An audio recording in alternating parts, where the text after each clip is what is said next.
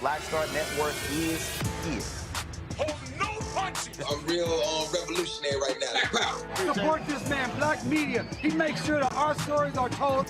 Thank you for being the voice of Black America, Roland. Stay black. I love y'all. All momentum we have now, we have to keep this going. The video looks phenomenal. See, this difference between Black Star Network and Black-owned media and something like CNN. You can't be Black-owned media and be scared. It's time to be smart. Bring your eyeballs home. You dig?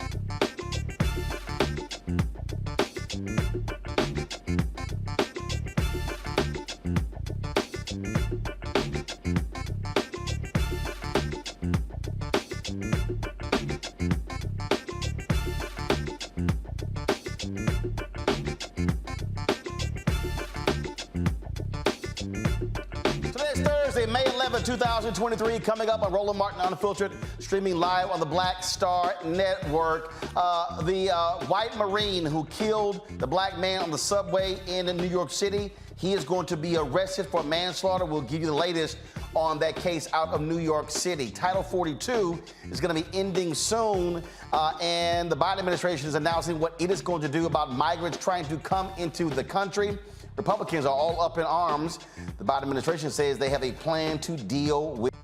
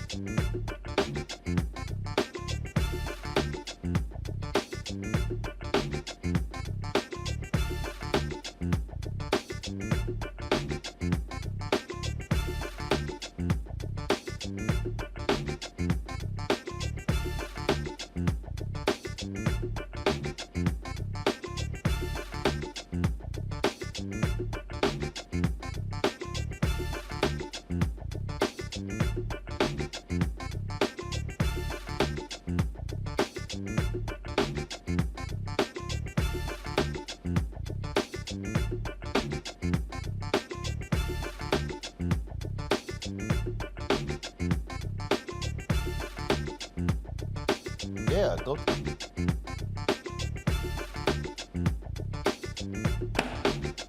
All right, folks, slight audio issue there. Today is Thursday, May 11, 2023. Coming up on Roland Martin Unfiltered, streaming live on the Black Star Network. The white Marine who killed the black man in the subway in New York City is going to be arrested for manslaughter. We'll get the latest out of the city of New York. Also, Title 42 is ending. The Biden administration explains what they're going to do about migrants trying to come into the United States. We'll talk to a guest about that as well. Also on today's show, CNN aired a debacle last night, allowing a narcissistic, lying, sexually assaulting, tax cheating thug to lie repeatedly on the air. I will break down and deconstruct that shameful journalistic, if you want to call it that, display that took place last night. And Alabama has a racist representing them in the United States Senate, Tommy Tuberville. He says, no problem. If you're a white supremacist, sure, you can serve in the military because you're an American and a Republican.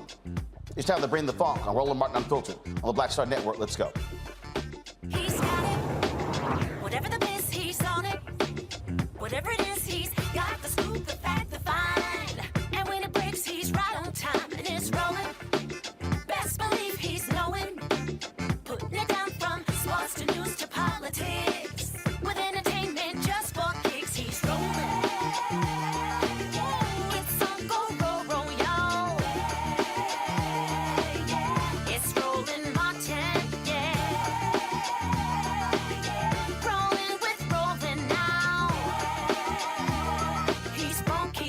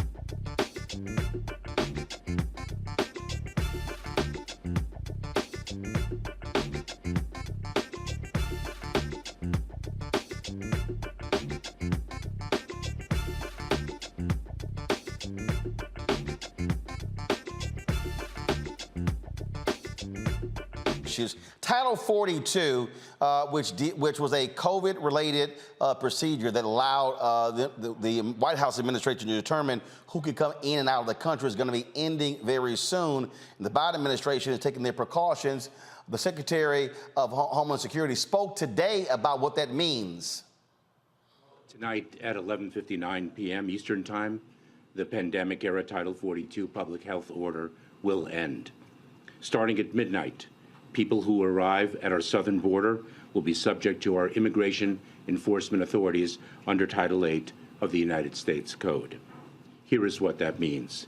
If anyone arrives at our southern border after midnight tonight, they will be presumed ineligible for asylum and subject to steeper consequences for unlawful entry, including a minimum 5-year ban on re-entry and potential criminal prosecution.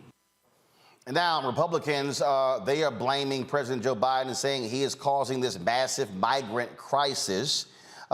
You also have, of course, Republican governors like Greg Abbott of Texas, who have shipped 17,000 migrants to various cities, sanctuary cities, including Chicago, New York, Philadelphia, as well as Washington, D.C. Joining us from L.A. is Janae Joseph, an immigrant rights activist. Glad to have you on the show. So, Janae, first and foremost, for the folks who don't understand policies and different procedures, so explain Title 42 and it ending in a few hours.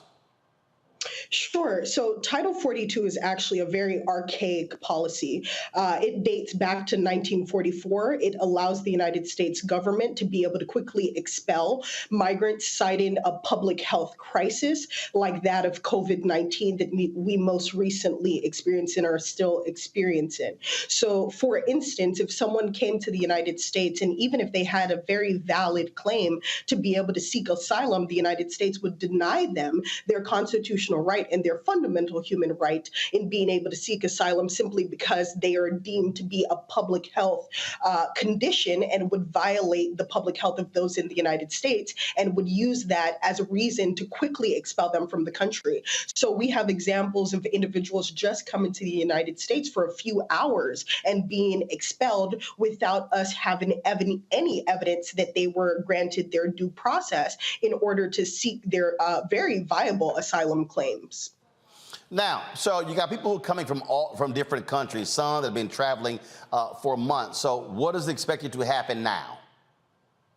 So what's expected to happen now is, remember, a lot of individuals have been stuck in Mexico for months and years. And so under Title 42, as started in March 2020 by the former twice impeached president, liable president, indicted president, we saw that he utilized that as a very problematic and inhumane deportation policy for immigrants. It became nothing about public health because, as we saw, we have individuals coming from Ukraine without incident. We have individuals who are boarding military planes from Afghanistan without incident. And yet Title 42 was not cited for those individuals who were granted refugee status in the United States. So now what we're now allowing consideration for is for the Haitians, the Mexican, the individuals who are coming from Venezuela, Nicaragua, Cuba, to be considered for their rightful asylum claims. And now they're going to be granted that process to do so. However, as you just heard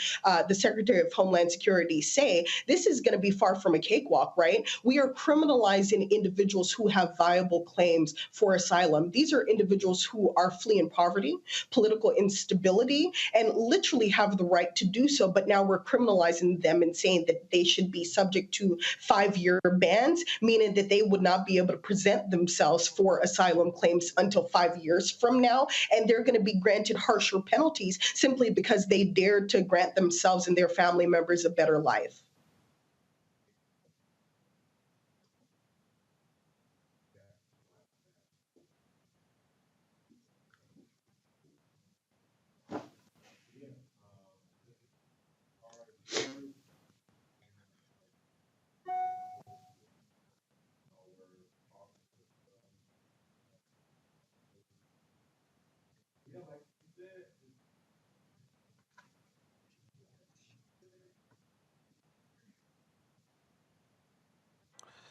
All right, folks, not sure what's going on with our microphones, but we're working through it. All right, so here's the thing. You got Republicans and many other people who are saying that this is a travesty. We have this massive crisis in this country. Do we really have a crisis in this country? We do not have a crisis in this country. Let's be absolutely clear, right? Asylum is a human right. Asylum is a right that's permitted by the United States of America. For the past 3 years, since March 2020, we have denied individuals coming from across the world of their fundamental human right to seek asylum. This is not an emergency. This is not a crisis. This is us dealing with something that would have happened regardless, if not for the former twice impeached president of the United States using this as immigration policy. These individuals came anyway. Bear in mind that when this policy was cited, Title 42 was cited, it was meant to be a deterrence, right? It was meant to stop people from coming to the country. And so even though there is record of 1.5 million people being expelled from the country, there's 2.5 million times in which Title 42 was enacted in order to expel people. Do you know what that means? That means that these are the same individuals who came back multiple times in order to try to get their asylum cases heard. This isn't a crisis. This is just the Biden administration now having to deal with something that has been happening anyway. It's just now they're going to utilize this as an excuse. And in fact, if there's anyone to blame for this backlog, because that's exactly what it is, it's just a backlog of existing cases that would have happened anyway. This is now just allowing the Biden administration to be able to deal with these matters anyway, because the vast majority of the United States and the people who are here in the United States have valid claims for asylum. These are people who are struggling. These are individuals who are fleeing the violence in their country. These are people who are fleeing the poverty. Look at Venezuela in their country. These are individuals coming from Haiti, fleeing the political instability, given the fact that their president was recently assassinated, Moise, right? So this isn't a public health crisis. This isn't a national state of emergency. This is just us having to deal with the existing individuals who have very viable claims for asylum. All right, Janine Joseph, we certainly appreciate it. Thanks a lot. Folks, thank you very much. When we come back, we'll talk about this with our panel and break down the other news of the day. You're watching Roland Martin Unfiltered here on the Black Star Network. Hatred on the streets, a horrific scene, a white nationalist rally that descended into deadly violence. White people are losing their damn minds. As an angry pro-Trump mob storms the U.S. Capitol, we've seen shots. We're about to see the rise of what I call white minority resistance. We have seen white folks in this country who simply cannot tolerate black folks voting. I think what we're seeing is the inevitable result of violent denial. This is part of American history. Every time that people of color have made progress, whether real or symbolic, there has been what Carol Anderson at Emory University calls white rage as a backlash. This is the rise of the Proud Boys and the Boogaloo Boys. America, there's going to be more of this. Here's all the Proud Boys, guys. This country is getting increasingly racist in its behaviors and its attitudes because of the fear of white people. The fear that they're taking our jobs, they're taking our resources, they're taking our women. This is white fear.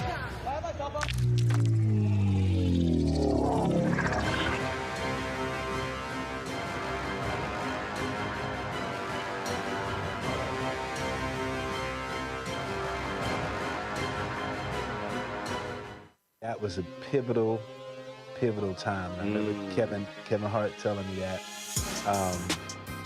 He's like, man, what you doing, man? You got to stay on stage. And I was like, yeah, well, I'm young, thinking, like, I'm good. And he was absolutely right. What show was the other time? This was one-on-one. Got it. During that time. So you're doing one-on-one, going great, you making money, you like... I'm like, I don't need to leave. I don't need to leave from, Wednesday, Thursday to Sunday. I didn't want to do that. It was just like, I'm gonna stay here. Or I didn't want to finish work Friday, fly out, go do a gig Saturday, Sunday. I was like, I don't have to do that. And I lost a little bit of that hunger that I had in New York. I would hit all the clubs, running around. Sometimes me and Chappelle or me and this one or that one, we'd go to the Comedy Cellar at 1 in the morning. And I mean, that was our life. We loved it. You do 2 shows in Manhattan, go to Brooklyn, leave Brooklyn, go to Queens, go to Jersey. And I got complacent. I was like, I got this money, I'm good. I don't need to go chase that, because that money wasn't at the same level that I was making, but what I was missing was that training. Yes. Was that. And it wasn't the money. It was the money. It was that's what I needed.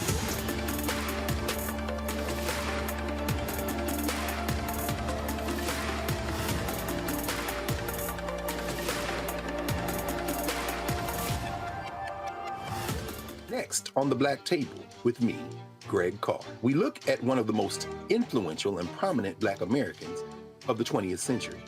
His work literally changed the world. Among other things, he played a major role in creating the United Nations. He was the first African American and first person of color to win the Nobel Peace Prize. And yet today, he is hardly a household name. We're talking, of course, about Ralph J. Bunche. A new book refers to him as the absolutely indispensable man. His lifelong interest and passion in racial justice, specifically in the form of colonialism. And he saw his work as an activist and advocate for the Black community here in the United States as just the other side of the coin of his work trying to roll back European empire in Africa. Author Cal Rostiala will join us to share his incredible story. That's on the next Black Table, here on the Black Star Network. Hey everybody, it's your girl Lunel. So what's up? This is your boy Earthquake. Hi, I'm Chaley Rose, and you're watching Roland Martin Unfiltered.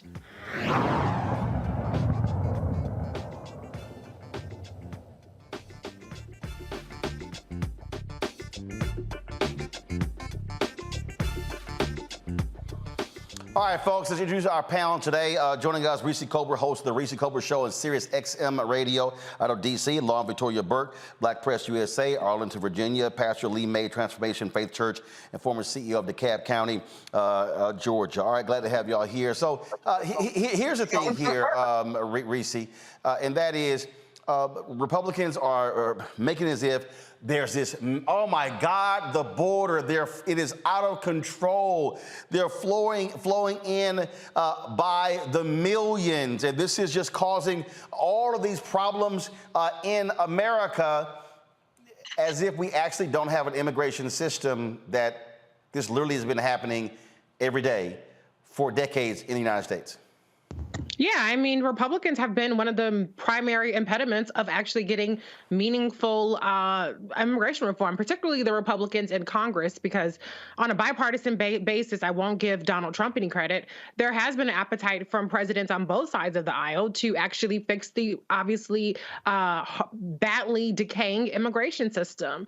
The reality, though, is that even with the obstruction from the Republicans in Congress, the Biden-Harris administration has found a way to get some of the border crossings and all the other stuff down by implementing technology, creating an app where people can actually apply for asylum there, particularly for people from Nicaragua, Haiti, and I forget the other country. I want to say El Salvador. And so, immigration is just one of those topics where you're never going to really win in this environment because there's a lot of xenophobia, there's a lot of fear stoking that's involved.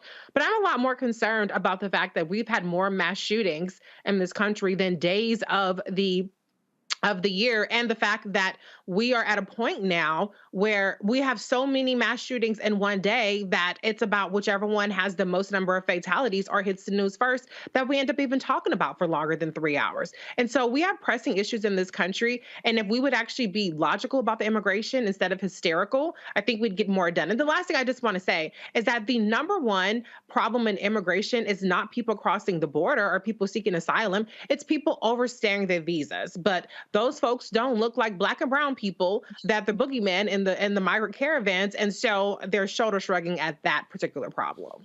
Lee, when you see governors like Greg Abbott and others Ron DeSantis flying migrants off to other different cities, saying, oh, it's now your problem, dropping them off at the vice president's house in Washington, D.C. I mean, those are all photo ops. It's all about histrionics by these conservatives. Yeah, man, it's ridiculous, really. It has nothing to do with public policy. It has nothing to do with fixing, in their mind, a broken immigration system. It has to do with political gamesmanship, right? Who can get the one up, and it's really ridiculous. If we call ourselves a nation of compassion, a nation of love, I guess you would say, how we are dealing and addressing this immigration system from a political standpoint looks nothing like what we say on paper. And we know the history of this nation is that what we say we believe, on paper, in our Constitution, in our Bill of Rights, and all these things that we say we hold high, we very rarely, I hate to say it, but we very rarely stand up to that. I look at it as a Christian pastor. I look at it as how we truly loving our neighbor. Right?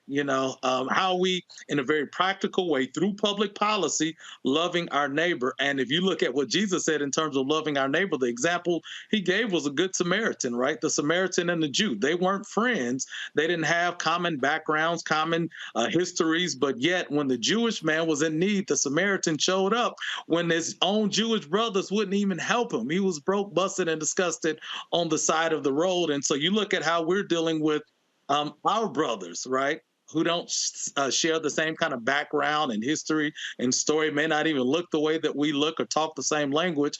How are we addressing that? And for me, I'm like, that shouldn't be a partisan kind of thing. So for people who claim the faith that I hold high, the Christian faith, if you want to put it forward in all these other public policy kind of things, how is that showing up in your immigration policy? Putting somebody on a bus, lying to them in one city and saying you're taking them someplace, but then dropping them off in Washington, D.C. or at another state is ridiculous. Well, look, here's the deal, Lauren. We always know, we know we got these fake, hypocritical, so-called Christians on the conservative side, so we know exactly how that goes. But you also have there folks in the black community, people who are anti-immigrant, who claim that is significantly hurting African Americans. But again, the point I keep making is we've always had immigration. And so this notion that somehow we've never had it, we have. We've always had this. There are people who we have laws that allow people to claim asylum for a variety of reasons. You have to have a process. This notion that you could just shut everything off, that's just unrealistic. Yeah, we've always had it, but we haven't had it as the political football as we have it today. And really, social media and a lot of other things allow us to sort of send these images of everybody across the border, this and that. That's sort of the new part that we haven't had. Also, I think the Democratic Party is confused on this issue. I think that they're listening to James Carville. They're trying to go after the white moderate voter on this issue. You saw how tough President Obama was on immigration. He deported a record number of people. I feel like what we're going to see from President Biden is something very similar to that. I think he's going to try to prove that he can, throw people out of the country really fast. And, facts and the details of who seeks asylum to the United States really don't seem to matter to anybody in these debates. I think the asylum seekers are coming from the Middle East, or most of the applications are coming from the Middle East.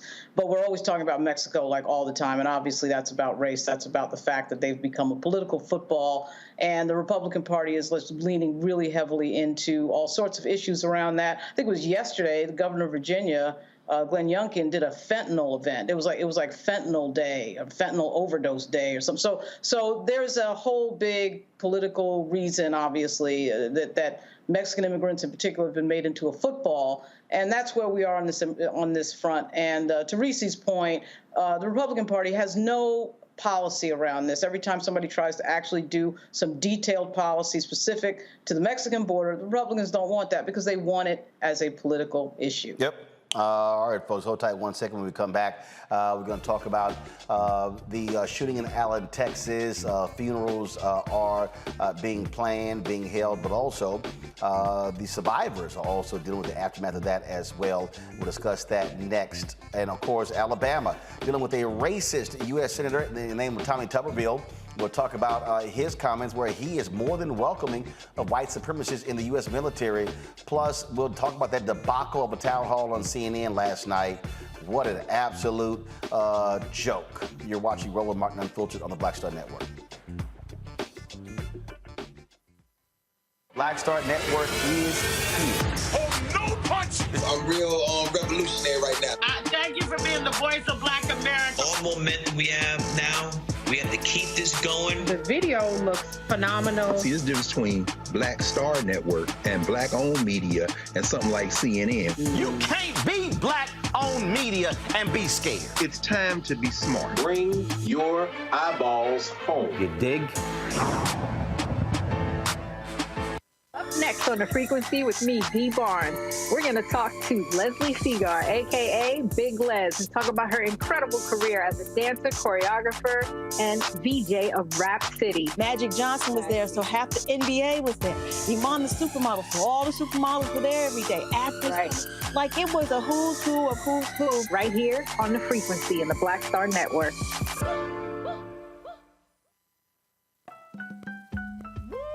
We're all impacted by the culture, whether we know it or not. From politics to music and entertainment, it's a huge part of our lives, and we're going to talk about it every day right here on The Culture with me, Faraji Muhammad, only on the Black Star Network.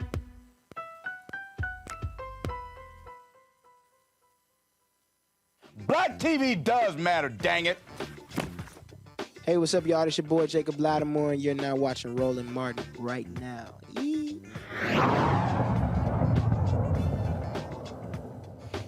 Family and friends in Allen, Texas are preparing funerals for the 7 people who were killed by the white supremacists who took them out at that mall, folks, on Saturday. But it's not just those who are in pain, those who lost loved ones. You also have those who were wounded. 8 people were wounded by that murderer, including Irvin Walker II, who's a member of Alpha Phi Alpha Fraternity Incorporated.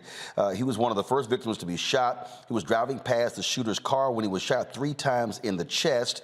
Joining me now is his attorney, Daryl K. Washington. Daryl, you're representing Irvin Walker. So what is the status of his condition? Roland, just as early as today, Irvin had another procedure done. So it's been a day-by-day situation. Unfortunately, with the injuries that Irvin sustained and with some of the bullet shots, it's just been very difficult to remove all the bullet fragments. So this is something that's going to stick with Irvin for the rest of his life. But I tell you, man, he has been an extremely positive person, very uplifting. You go to the hospital, feeling bad for Irvin, but he's still being his same self, man, trying to uplift people. But it's definitely was a life-changing situation for him. Obviously the shooter was killed by authorities, but what assistance are the folks at the mall offering Irvin and the other folks who were wounded? We have not heard back from the mall at all, Roland. And that's why I came into it. I have been investigating the situation. There are a number of things that are very concerning to us. One being the fact that all we've heard about thus far was the fact that one security guard was killed. Well, I have not heard about there being other security guards on the premises, which is very concerning because, as on the Saturday there are thousands of people who are at that shopping center. So we would hope that there were at least 5 to 10 security officers who are out at the scene. Another thing that's very concerning is this: the guy who was shot. We've heard now that he had up to 8 guns in his vehicle, and what they're reporting is that the guns that he had in his vehicle were all legally purchased. Now, here's the problem with that. We know that this guy was kicked out of the military after being in for less than 3 months. They say that this guy had mental health issues. Our biggest concern is when an individual is kicked out of the military, the government has reporting requirements that they are required to do. And we want to see why somebody like this, somebody who was diagnosed with having serious mental issues, was able to have access to an AR-15 and other guns. So, and obviously, you have Texas Governor Greg Abbott. He's spending more time commenting about the border than he is this shooting. Yeah, it's, you know, the first thing that Greg Abbott said about this shooting, Roland, was that it was mental health. You know, you can go back to every clip of when we've had some type of mass shooting here in Texas and throughout the country.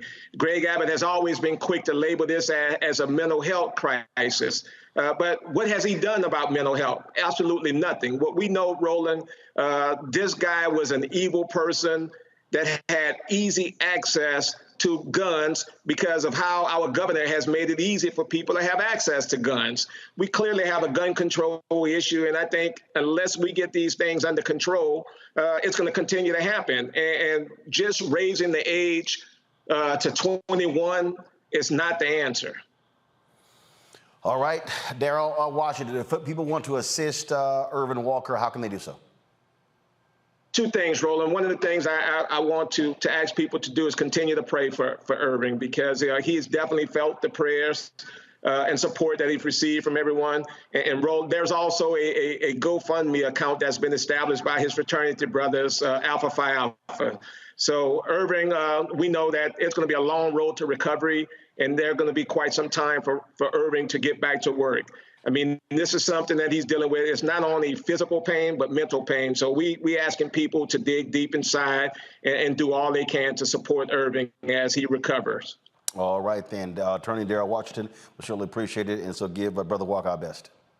I will. Thank you, Roland. Thanks a bunch. Lauren, the point he makes there, again, Greg Abbott immediately went to mental health, but this same Greg Abbott who cut $211 million from mental health. Republicans yell out mental health, but they voted against a bill to add money for mental health in Congress. Again, so it's like you're saying one thing, but you're actually doing another.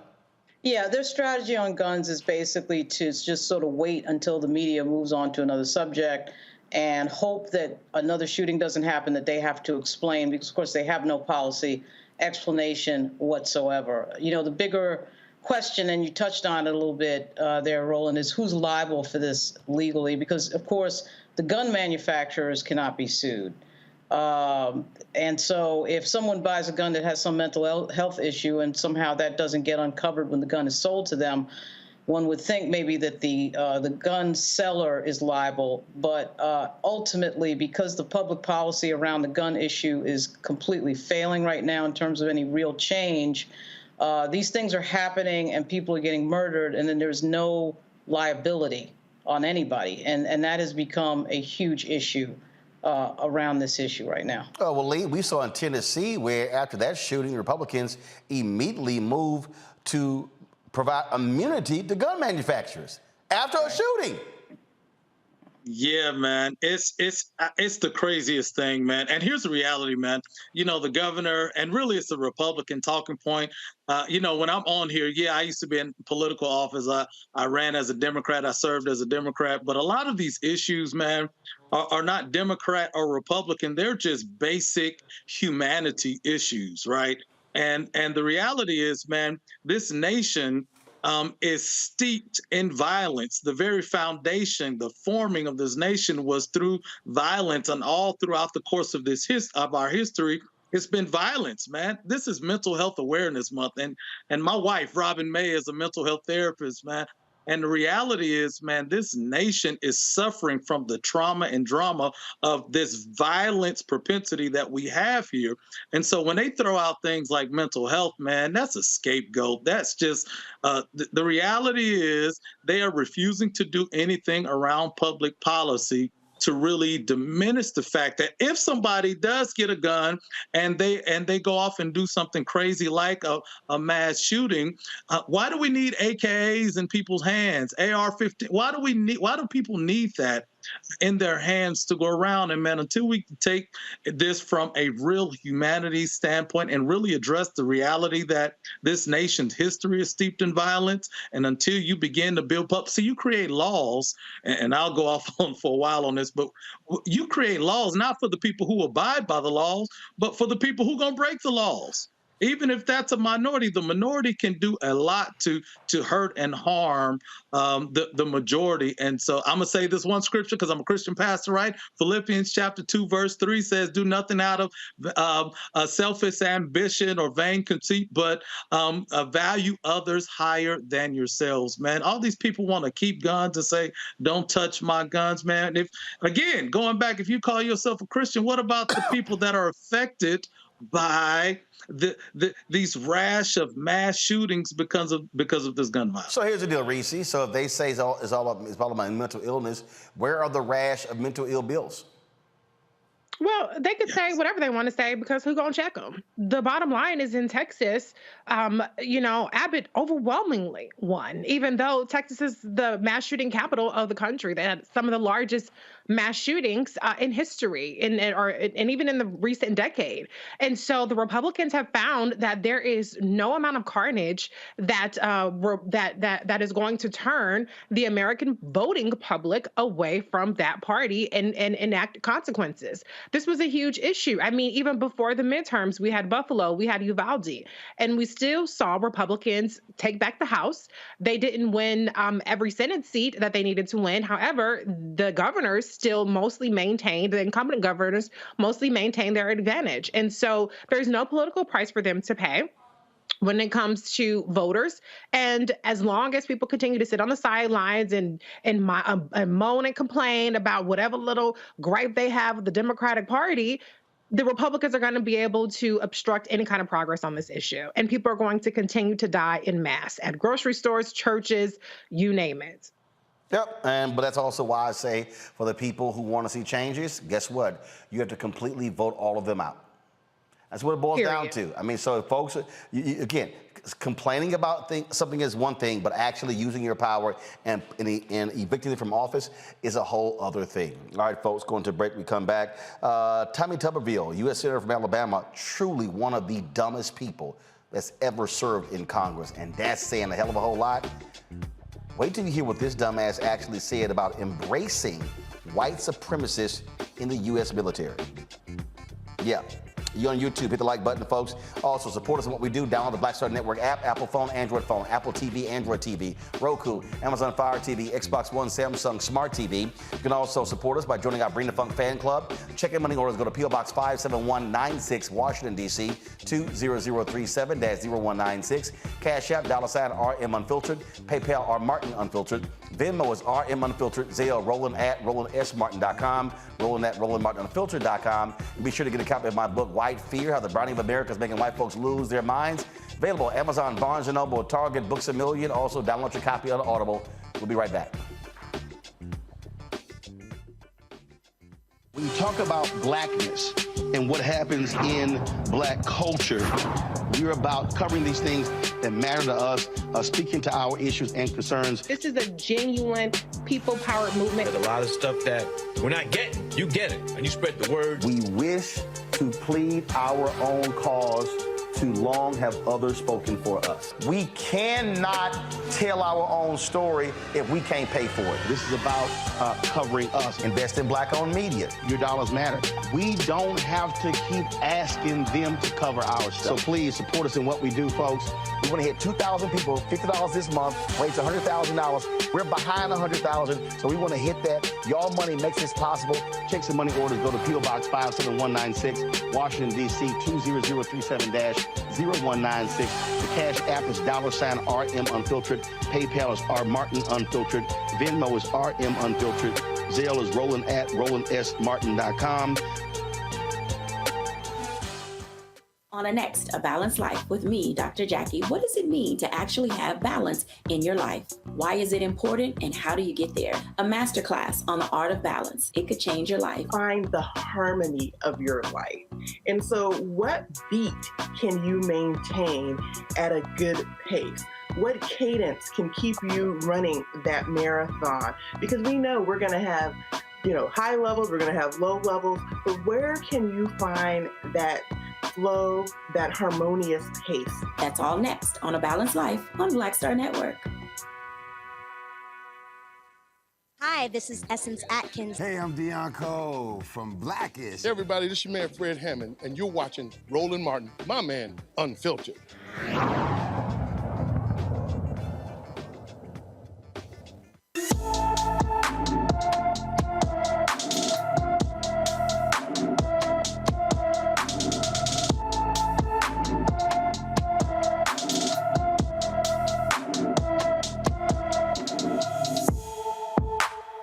Zakayla President has been missing from her Moncks Corner, South Carolina home since January 10th. The 16-year-old is 5 feet 4 inches tall, weighs 150 pounds, with black hair and brown eyes.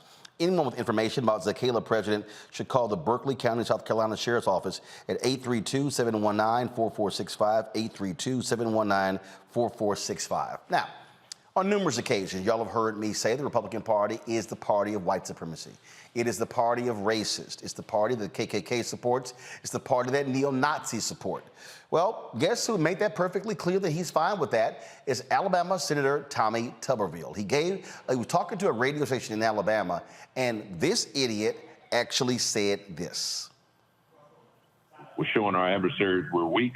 All we got to do is go back and look at Joe Biden's, what he's done to our military with the woke ideas, with the CRT that we're teaching in our military. We are losing in the military so fast, our readiness in terms of recruitment. And why? I can tell you why. Because the Democrats are attacking our military, saying we need to get out the white extremists, the white nationalists, people that don't believe in our agenda as Joe Biden agenda. They're destroying it. This year, we will not reach any recruiting goals in the military. So if we want to talk about looking weak, that's where we're going to look weak. We cannot start putting rules in there for one type, one group, and make different factions in the military, because that is the most important institution in the United States of America and our allies, is a strong, hard-nosed killing machine, which is called our military. You mentioned the Biden administration trying to prevent white nationalists from being in the military. Do you believe they should allow white nationalists in the military? Well, they call them that. I call them Americans. What happened after January the 6th, and I was here on January the 6th, we were attacked on the Senate floor saying that all these people that came into the Capitol were extremists. They were against the country. There was a lot of people, there was probably 100 of them that came in, broke windows and broke doors that should have been locked up. That's not how we do it in America, but there were hundreds of thousands that didn't come in outside that were true Americans that believe in this country. I call white supremacists Americans. Well, that is true. It is very American to be a white supremacist. It's very much white American to be a white supremacist. That's the history of this country. Those Confederate soldiers were white domestic terrorists. They were white supremacists. So we've always had that. During Jim Crow, they were white supremacists. What's interesting and what people don't understand is that Tuberville has been attacking the black Secretary of Defense, General Lloyd Austin, a man who has worn the military, who was a 4-star general. Tuberville, I think the only thing he's ever worn is a head coach's cap. That's all he's ever worn or done. So he's been attacking Austin and the Pentagon by saying that, oh, they are teaching woke, they're teaching CRT. No, actually what they're teaching, they're trying to get rid of the racist. Tuberville literally questioned whether there have been white supremacists in the United States military. Folks, there have been hearings on that. There have been numerous reports on that from the media organizations that cover the military, talking about the problem of white supremacy in the Army, in the Marines, in all of the different branches of the military. The U.S. military also bans communists. So here you have a sitting U.S. senator from racist Alabama who said, oh, they're Americans. They support Republicans. He literally is throwing his arms around white supremacists and is saying, no, we really need them in our military. That's who Alabama sent to the Senate over Doug Jones. Lauren? Yeah, he's a coach. Just as a personal note, I appreciated the part in there where he said it was just 100 people who came into the Capitol. My boyfriend and his friends escorted his scared ass over into the Hart Building when the attack on the Capitol happened. And so Tommy Tuberville running his mouth, and you're right, Roland, he's a coach. He's a coach. That's just what he is. He has no idea what he's talking about. CRT, woke, he's just throwing out the buzzwords, throwing out the red meat, and has no idea what he's talking about from a policy standpoint. There was absolutely no detail in what he said. And I don't know why anybody should be surprised at what he said. Donald Trump, the Tea Party, the people, the actors who showed up right after Barack Obama was elected have made open racism fashionable once again. You know, it used to be that people were embarrassed to say these things out loud and in public. Now it's just sort of being said and nobody's checking them. And, I'm not any longer surprised that people like Tuberville. The part that really I think we should look at closely is the fact that there's absolutely no reaction to what he said from anybody in the Republican Party. Absolutely no reaction. The reaction we get is from the Democratic side. The Republicans are completely comfortable with racism. They're completely comfortable with outward racism, with people knowing that they're racist, with, in fact, signaling to certain voters and supporters that that is what the plan and that is what the brand is. So this is the brand of the Republican Party. They're proud of it. They're open, and here we are. I mean, Reese, it's no lie. After the shooting in Buffalo, the Republican Party voted against a resolution from Congressman Jamal Bowman dealing with the issue of white supremacy. What Lauren said is right. The Republican Party, their supporters, who they want, who they desire, are racist, and they are not going to call them out. Donald Trump did not want to call out racists because he knew they were voting for him. The KKK endorsed him. Well, Donald Trump is also racist. So it's a lot easier to kowtow to the white nationalist, white supremacist crowd when you are one yourself. And why not? You know, this is what gets their base ginned up, and they know that they can put out a couple of memes and put out some disinformation and dissuade enough voters, or they believe at least that they can dissuade enough voters of every ethnicity, not just Black people, but also Latinos, who are very much targeted by disinformation campaigns and fear-mongering about communism and socialism and a number of other things, and they can just be out and open with their destruction. But the reality is that the white supremacy of the Republican Party is also a war on white people. Unfortunately, though, the white people that should be rising up against it, because what the Republican Party is doing is it's eliminating things that make them have food security, that allow them to have $35 insulin, that allow them to have roads and broadband and a number of other things. They're right along with it because they get their rocks off with all this racist rhetoric. So this is to be expected because there are no consequences for it. Until there are consequences for it, and as long as they're being rewarded for it, this is what we're going to continue to see more and more brazenly. Lee, this was last year. This is from Vice.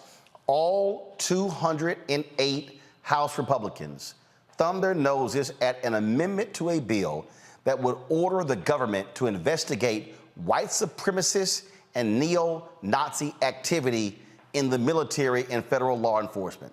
So this is not just Tommy Tuberville. This is the entire Republican House, and they're the folks who now control the House.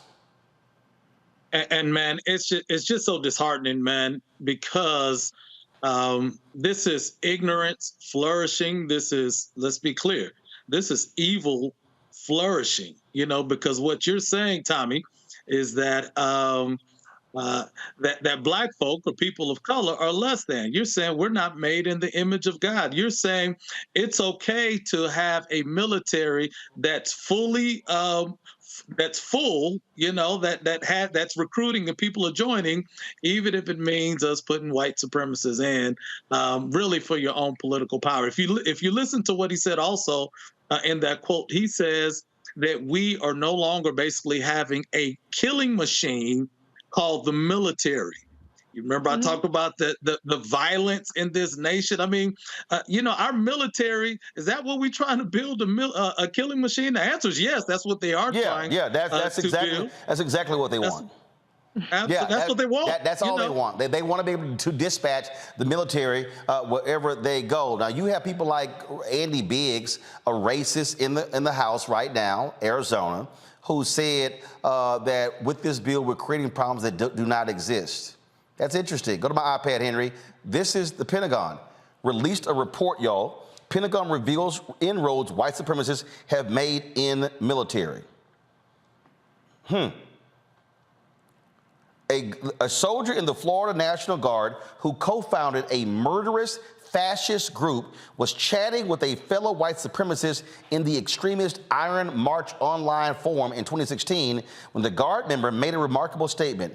The Guard member said he felt free to be a neo-Nazi in the U.S. Army. That's the deal. The Pentagon makes clear that there are neo-Nazis and white supremacists in the military. We know for a fact that there are neo-Nazis and white supremacists, Proud Boy members in law enforcement in this country, and the Republican Party has made it clear we are perfectly fine with those racists in law enforcement and the military.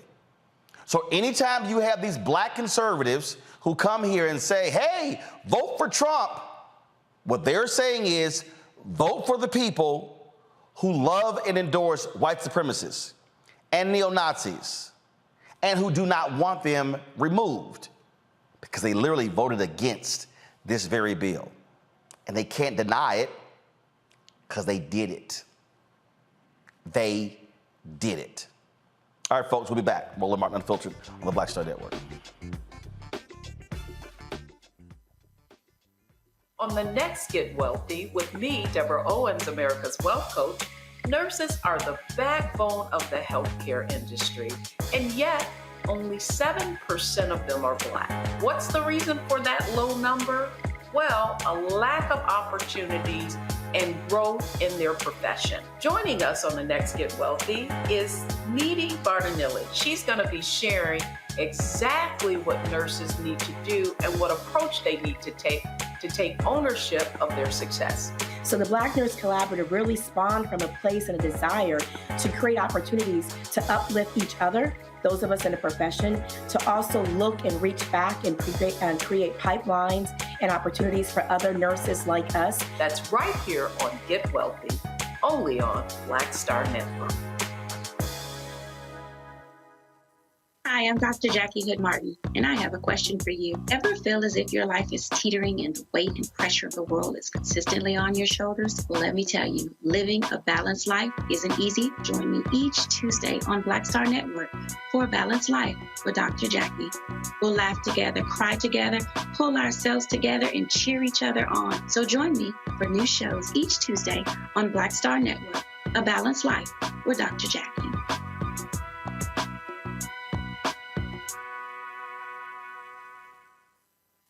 Hi, I'm BB Winans. Hi, I'm Kim Burrell. Hi, I'm Carl Payne. Hey, everybody, this is Sherry Shepherd. You're watching Roland Martin Unfiltered, and while he's doing Unfiltered, I'm practicing the wobble.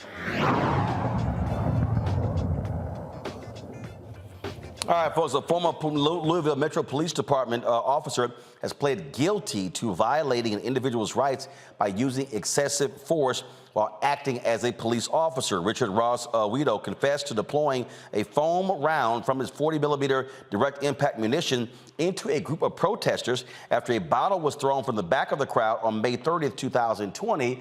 Of course, we were protesting the shooting death of Breonna Taylor. The foam round hit someone's face in front of the crowd. Guido admitted he had not identified who threw the bottle and was aiming his weapon at peaceful protesters. He pled guilty to one misdemeanor count of using unreasonable force. His guilty plea carries a maximum fine of $100,000 as part of the plea agreement. If the court accepts it, Guido will forfeit his Kentucky law enforcement certification and agree not to seek any future law enforcement employment. That should be mandatory in all of these cases, Lauren. It should be, but it is not. And of course, as we know, police have a great deal of latitude around almost everything that they do. And I'm surprised that there was actually action taken in this case.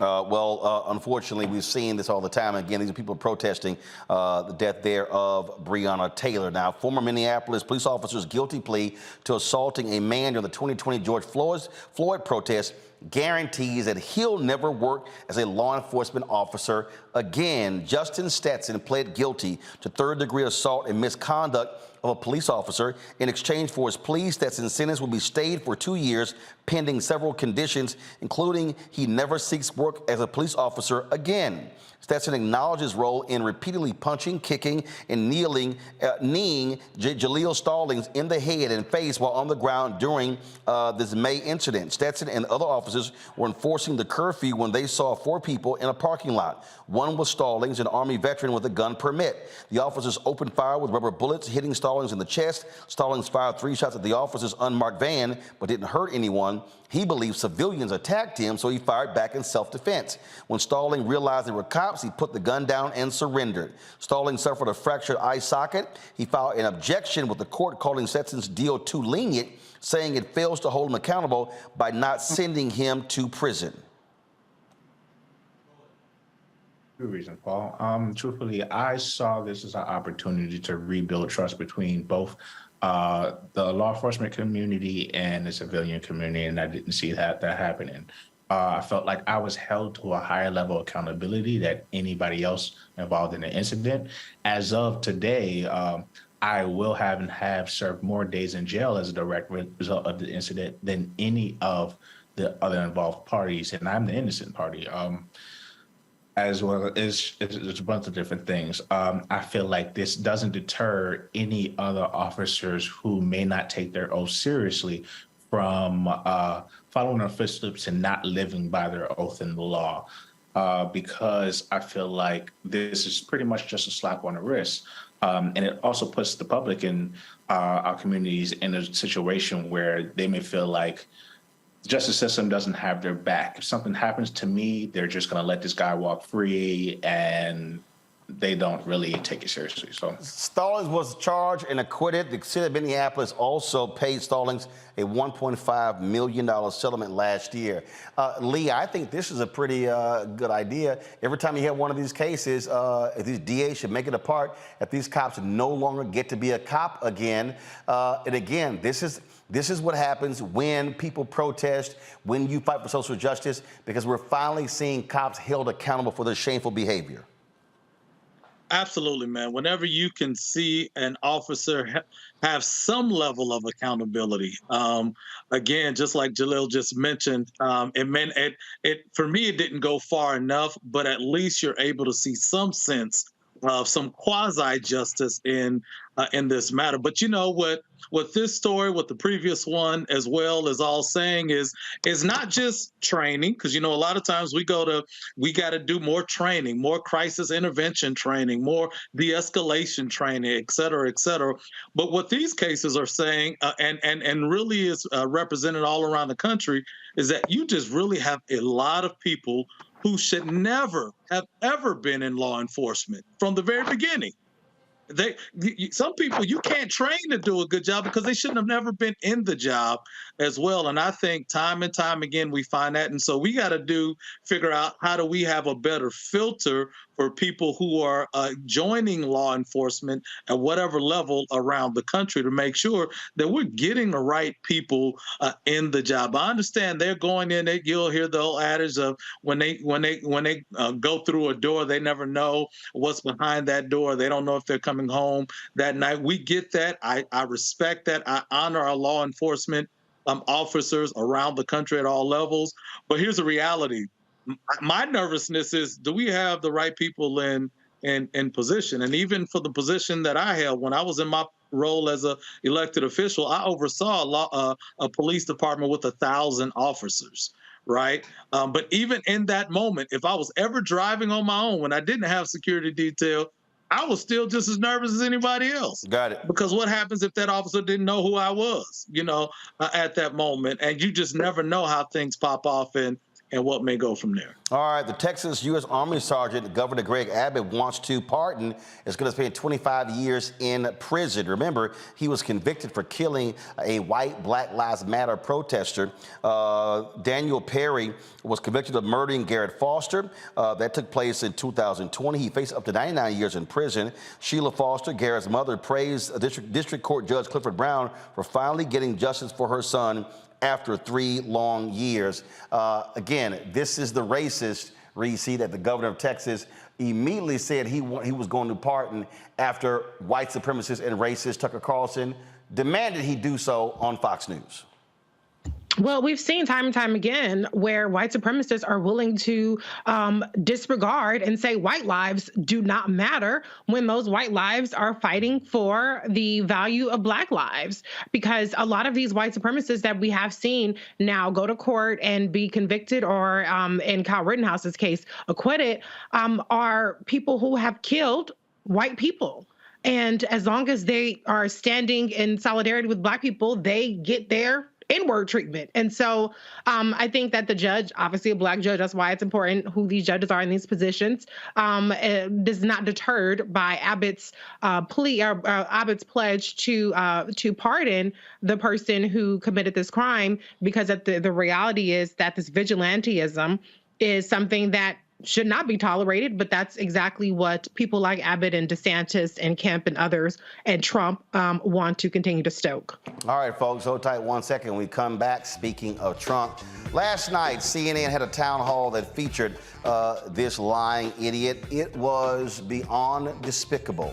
We're going to deconstruct this for you and show you what should have happened if you had an experienced journalist who knew how to ask questions, and if you had a network that chose to produce it in a way to show people real facts. Yeah, I got something to say. You're watching Roland Martin Unfiltered on the Black Star Network.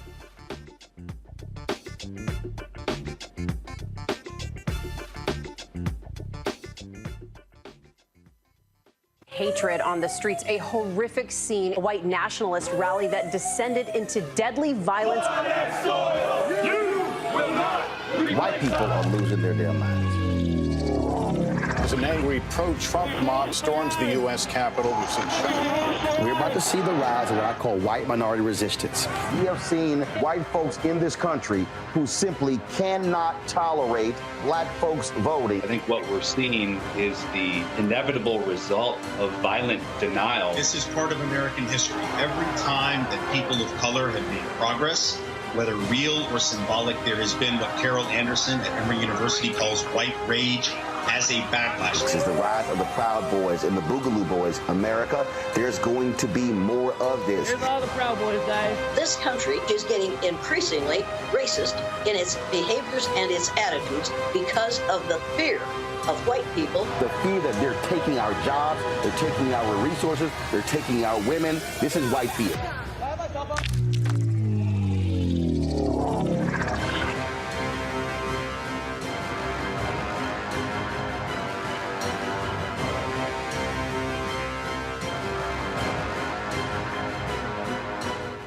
Black Star Network is here. Oh, no punch! I'm real revolutionary right now. Thank you for being the voice of Black America. All momentum we have now, we have to keep this going. The video looks phenomenal. See, there's a difference between Black Star Network and Black-owned media and something like CNN. You can't be black-owned media and be scared. It's time to be smart. Bring your eyeballs home. You dig? It's Kim Whitley. Yo, what's up? This your boy Ice Cube. Hey, yo, Peace World. What's going on? It's the Love King of R&B, Raheem Devon, and you're watching Roland Martin, Unfiltered.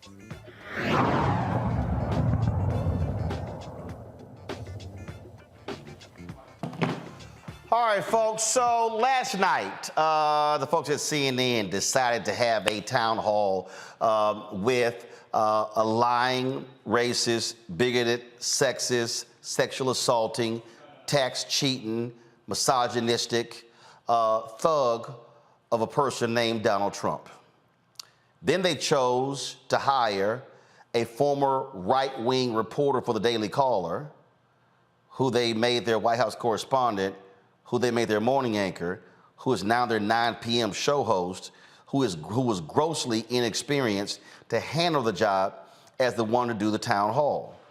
What happened last night was literally just a host of lie after lie after lie after lie. And then CNN is also today trying to act like, oh my God, that was a masterful job of, in fact, Poppy Harlow tweeted that Caitlin Collins put on a master class in interviewing. If anybody took that class, your ass would get an F. I don't know how they thought that was a master class. There was nothing master or class about that. If you want to understand, so I'm going to deconstruct a number of things that were said last night, and I need you to understand what happens if you were a real experienced and prepared journalist. Because see, here's the first thing, okay? CNN knew they were booking a liar. The man lies about lies. And so when a person lies about lies, they gonna lie. That's what they gonna do every time. So going in, he gonna start lying from the beginning. And so you must be prepared to deal with a lie. Do y'all understand why Republicans don't like coming on my show? It's because they're used to lying. The problem is I don't let people lie on my show. You literally have to present factual information or I will stop you in your tracks. You don't get to just spew lie after lie after lie. In the first 2 minutes and 11 seconds, Donald Trump unleashed a litany of lies, and but Mr. President, that really wasn't true. And that's how she sounded. And CNN is like, oh my God, she was amazing. Watch the first part of this. Watch this. President Trump, thank you for your time here tonight. We got a great crowd here in New Hampshire, a lot of voters with a lot of questions about what your 2024 term would look like, what another Trump term would look like. We'll get to the voters shortly, but your polls show that you are dominating the Republican race right now, but you are also under active federal investigation for trying to overturn the 2020 election results. Your first term ended with a deadly riot at the Capitol, and you still have not publicly acknowledged the 2020 election results. Okay, stop right there. Now, she goes, you're under federal investigation. No, a real journalist would have said, first and foremost, you're under federal investigation. You have been convicted in New York State Court for your organization, Trump Organization, cheating on its taxes. You have been indicted by Manhattan District Attorney Alvin Bragg. You are under investigation by Fulton County DA Fannie Willis. You were found liable just yesterday by a court in New York for sexually assaulting E. Jean Carroll. That's how you open it up. You lay all of those things out. Then Caitlin goes into asking him, oh, but you haven't said that the 2020 election was fair. The man has been lying about it since he lost. You think all of a sudden, because you showing up in an Olivia Pope white suit, that all of a sudden he's going to just go, hey, guess what, Caitlin? You're right. It was a fair election. No. Press play. Why should Americans put you back in the White House? Because we did fantastically. We got Stop right there.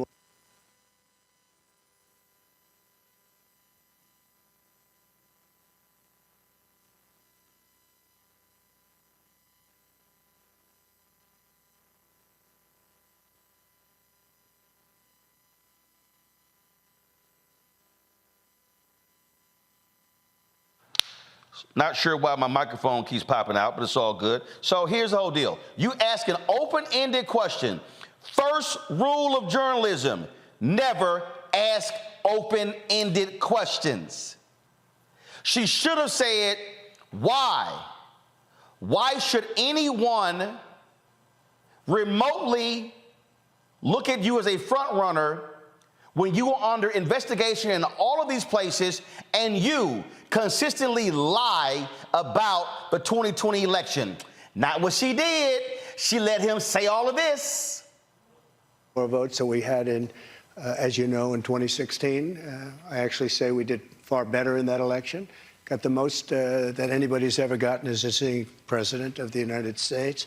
I think that when you look at that result and when you look at what happened during that election, unless you're a very stupid person, you see what happens. A lot of the people in this audience, and maybe a couple that don't, but most people understand what happened. That was a rigged election, and it's a shame that we had to go through it. It's very bad for our country. All over the world, they looked at it, and they saw exactly what everyone else saw. You look, even if you just look recently with the 51 intelligence agents, that made a 16-point difference.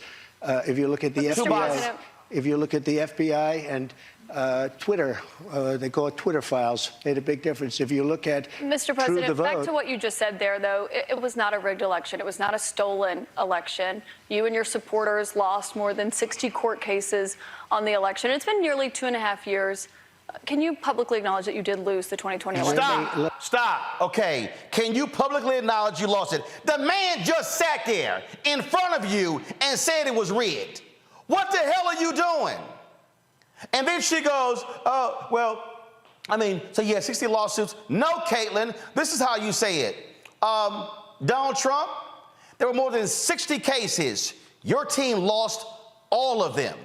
Your firm, you hired 2 firms to look into election rigging, and they concluded there was no fraud. Then she brings up Republican officials say, I hate that phrase. Play it. Let me just go on. If you look at True the Vote, they found millions of votes on camera, on government cameras. Stop right there. He mentions True the Vote, a crackpot organization. Does Caitlin say, Donald Trump, True the Vote has no credibility whatsoever? No, she doesn't. She lets him keep talking. Press play. They were stuffing ballot boxes. So with all of that, I think it's a shame that what happened. I think it's a very sad thing for our country. I think it's a very sad thing, frankly, for the world, because if you look at what's gone to our country has gone to hell. Our borders are bad. Our military has been bad. You look at the taxes. You look at inflation. What's happened to inflation? It's just destroying our country. Now, she goes, do y'all have the part where she mentions Republican officials? She goes, oh, Republican officials, you know, he's like, well, who? She goes, oh, Republican officials like in Georgia. Really? Is that what you said? Again, this is how you respond to that. Which Republican officials? The Republican Secretary of State in Pennsylvania, the Republican Secretary of State in Georgia, the Republican Governor Brian Kemp in Georgia, the Republican Governor in Arizona, the Republican Governor and Secretary of State in Arizona State. You literally name them, and you go down the line, all of those people who said, and you say, your Attorney General, Bill Barr, you go down the line, and then you actually say, you actually name the Republicans in Congress. You don't go, Republican officials. No. That's not what you do. And then there's a point in there when he brings up Georgia, what took place in Georgia. That's clip 30, okay? We have that one. So here's him discussing Georgia. Again, what CNN should have done is use on-screen graphics, played actual sound bites of individuals who are Republican saying Donald Trump is a liar. Play. To another investigation that you're facing, which is the one that's happening in Georgia, where they are investigating your efforts to overturn the election results in the state of Georgia. I did nothing wrong. It was a perfect phone call. Let me finish my question. At the center of that is that call that you had with the Secretary of State, Brad Raffensperger. Yeah, sure. Given the fact that there are indictments expected to come in that case this summer, Is that a call you would make again today? Yeah, I called questioning the election. I thought it was a rigged election. I thought it had a lot of problems. I had I guess he's Secretary of State. I called. Listen to this. There are like 7 lawyers on the call, many of them from there. We're having a call. We're having a normal call. Nobody said, oh, gee, he shouldn't have said that. Why? If this call was bad, I questioned the election. You if asked this him to call find was you bad, votes. I didn't ask him to find anything. Stop right there. The audio Stop tape. right there. She goes, you asked for votes. He goes, I didn't ask for votes. She goes, there's an audio tape. No, CNN. You do what I'm about to do. Press play. This Mr. call President, was there's bad. an audio of you asking him No, to the find you. audio. You play the audio. That's what you do. Look, all I want to do is this. I just want to find 11,780 votes, which is one more than we have, because we won this morning, and you said, well, there was no criminality. But I mean, all of this stuff is very dangerous stuff. When you talk about no criminality, I think it's very dangerous for you to say the right answer, Brad, instead of keep saying that the numbers are right. So look, can you get together tomorrow? And Brad, we just want the truth. It's simple. And everyone's going to look very good if the truth comes out. It's okay. It takes a little while, but let the truth come out. And the real truth is I won by 400,000. Then what you do, you play Raffensperger saying he asked us to find votes. And then you say, Donald Trump, you just, on that audio call, you asked them to find votes, yet you just stood right here and lied to us saying, no, you didn't. That's how you hold somebody accountable if you're going to have a town hall. You literally play the damn video. You play the video. So January 6th came up. January 6th came up. And so he was asked about January 6th. He was asked about, so we're going to play the first January 6th soundbite. And again, I just want y'all to understand how you are supposed to question a liar. Listen. Do you have any regrets about your actions on January 6th? Well, you know. Okay, again, a dumbass, open-ended question. We already know he has no regrets. So why in the hell would you go, do you have any regrets about January 6th? No! What you say is, Donald Trump, X number of cops were viciously beaten that day. X number of cops suffered significant injuries. According to Capitol Police, a number of them have still yet to return to the force. X number of people have been arrested for their actions. They have been found guilty in court. And you name them, and you list them, and you say it continues. And then you say, are you proud of what you did on January 6th? You don't ask an open-ended question. You have to ask the question by stating the net result of his actions on January 6th. Press play. January 6th was, again, we go back to it, but January 6th had to do with the fact that hundreds of thousands of people, and you don't see the pictures very often. A lot of the people here probably were there. January 6th, it was the largest crowd I've ever spoken to. That was prior to the walk down to the Capitol building. I don't think, and I've spoken to hundreds of thousands of people. I've never spoken to a crowd as large as this. And that was because they thought the election was rigged. And they were there proud. Get ready for 13. With love in their heart. That was an unbelievable, and it was a beautiful day. Really? They had such love in their heart. That is, if you were a real producer, you cut to the video of them beating, macing, tearing through barricades. He was asked about Proud Boys. Press play.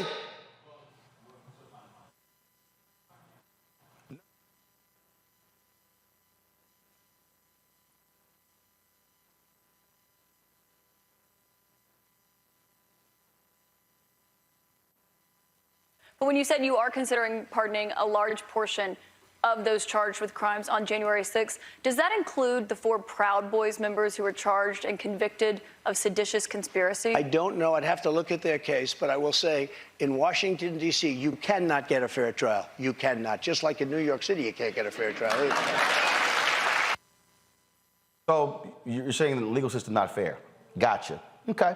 All right. So so check this out. Loves cops, huh? Well, he got an Ashley Babbitt question. Clip 16. Listen to this and listen to how Caitlyn just sat there like a bump on a log and did not respond.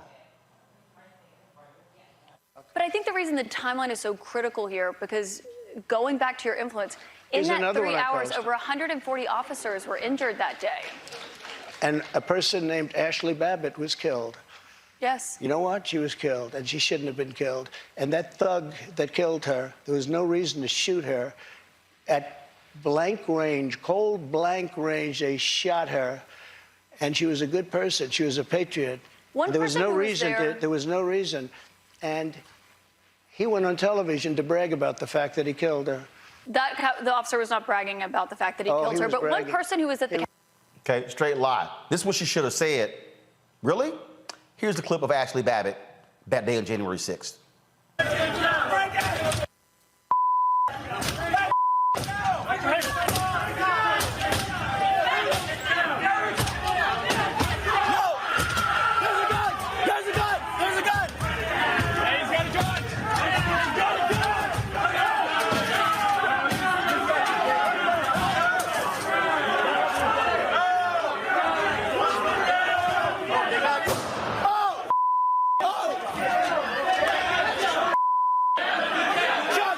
And then you say, Donald Trump, was the door barricaded?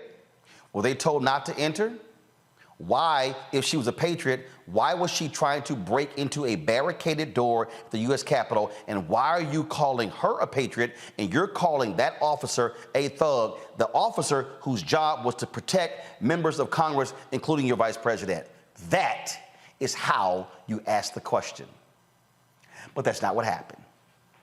And so what CNN did, CNN literally gave free rein to this man to lie in front of a group of Republicans in New Hampshire who was clapping and applauding and cheering. They platformed his lies, and they literally had a grossly inexperienced person asking the questions. There are other women at CNN, Erin Burnett is one, who could have actually hosted the town hall, done a better job.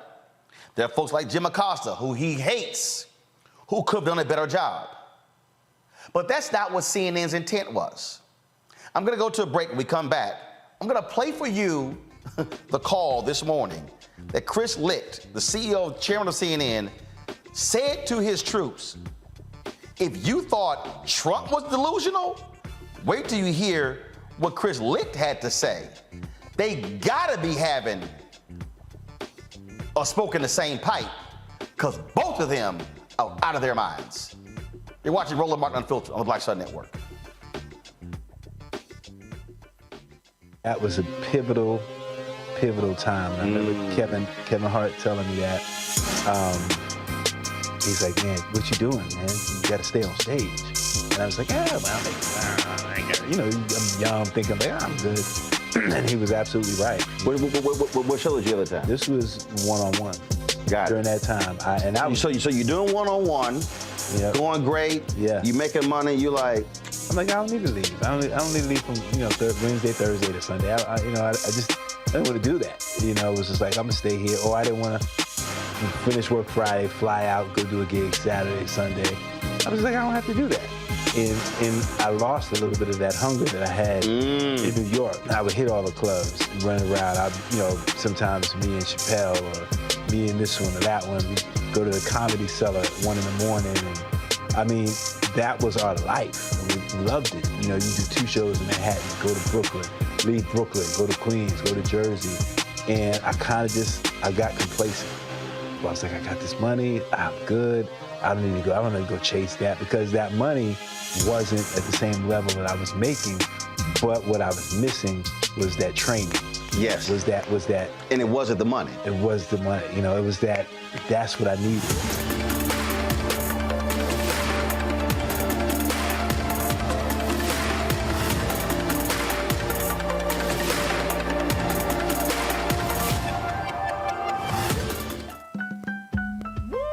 We're all impacted by the culture, whether we know it or not. From politics to music and entertainment, it's a huge part of our lives, and we're going to talk about it every day right here on The Culture with me, Faraji Muhammad, only on the Black Star Network.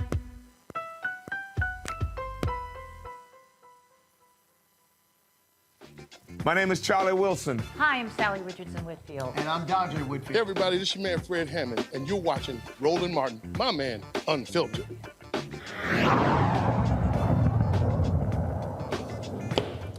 So CNN is like, oh my God, this was wonderful. This was amazing. It was great. Caitlyn was just unbelievable. That literally is what the chairman of CEO, Chris Litt, said today on their morning call. You want to hear delusion? Press play.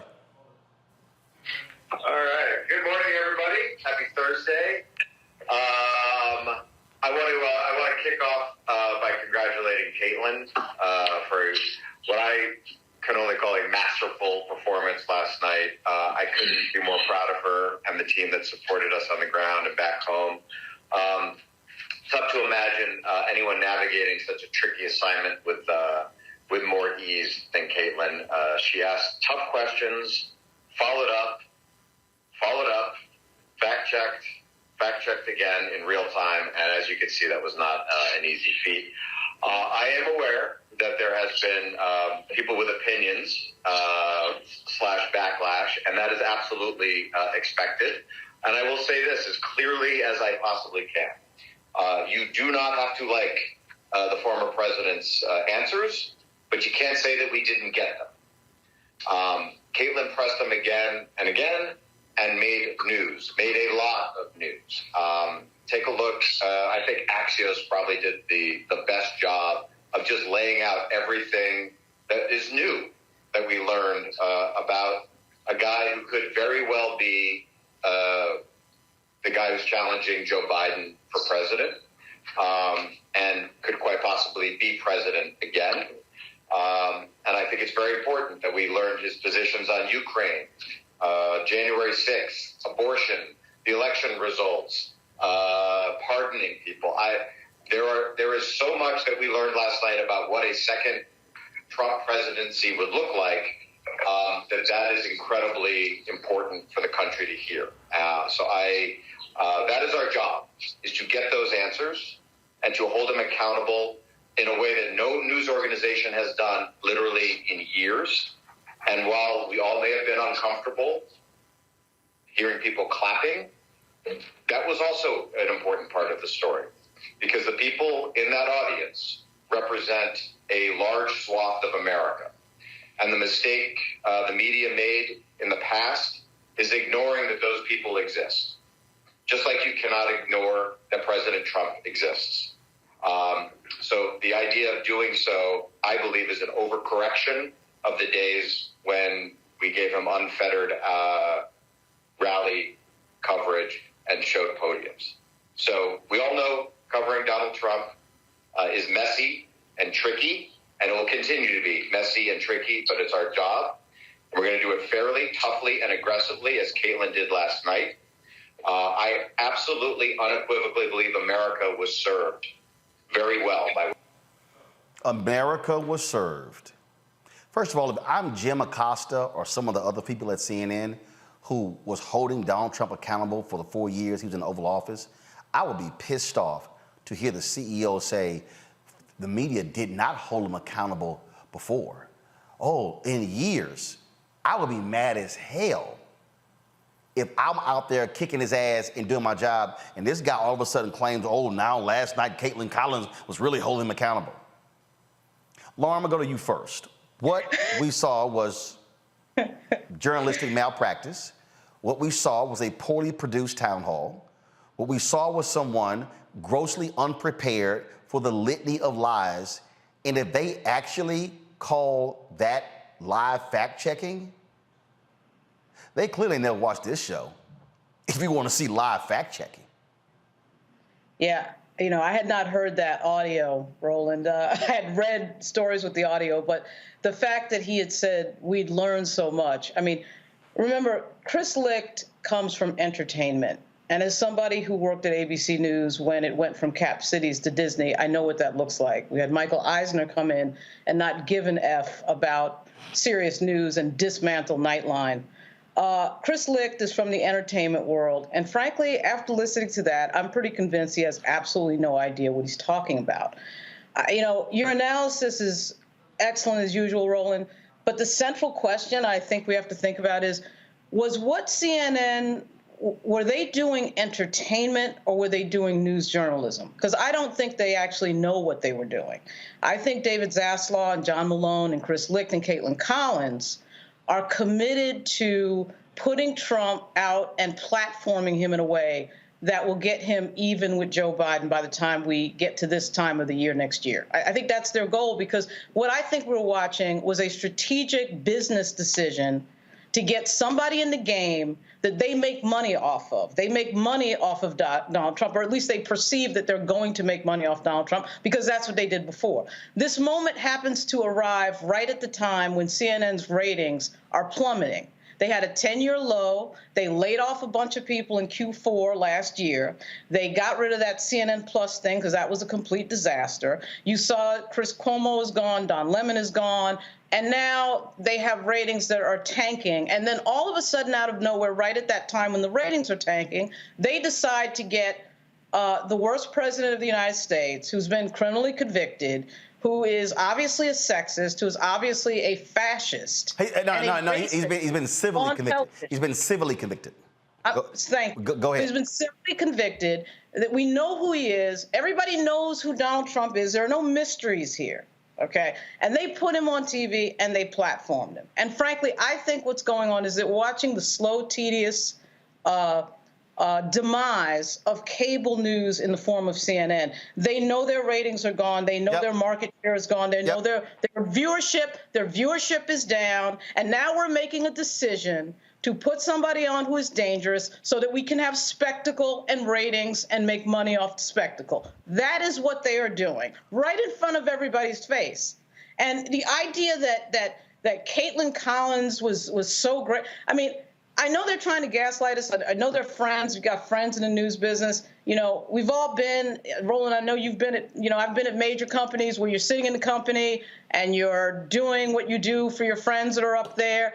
But I suspect there will be a staff mutiny. That is my prediction. There are too many people in CNN who are serious journalists, who I know for a fact looked at that last night. You could see the look in the eye of Anderson Cooper and Jake last night. They knew that they had effed up. They knew this was trash.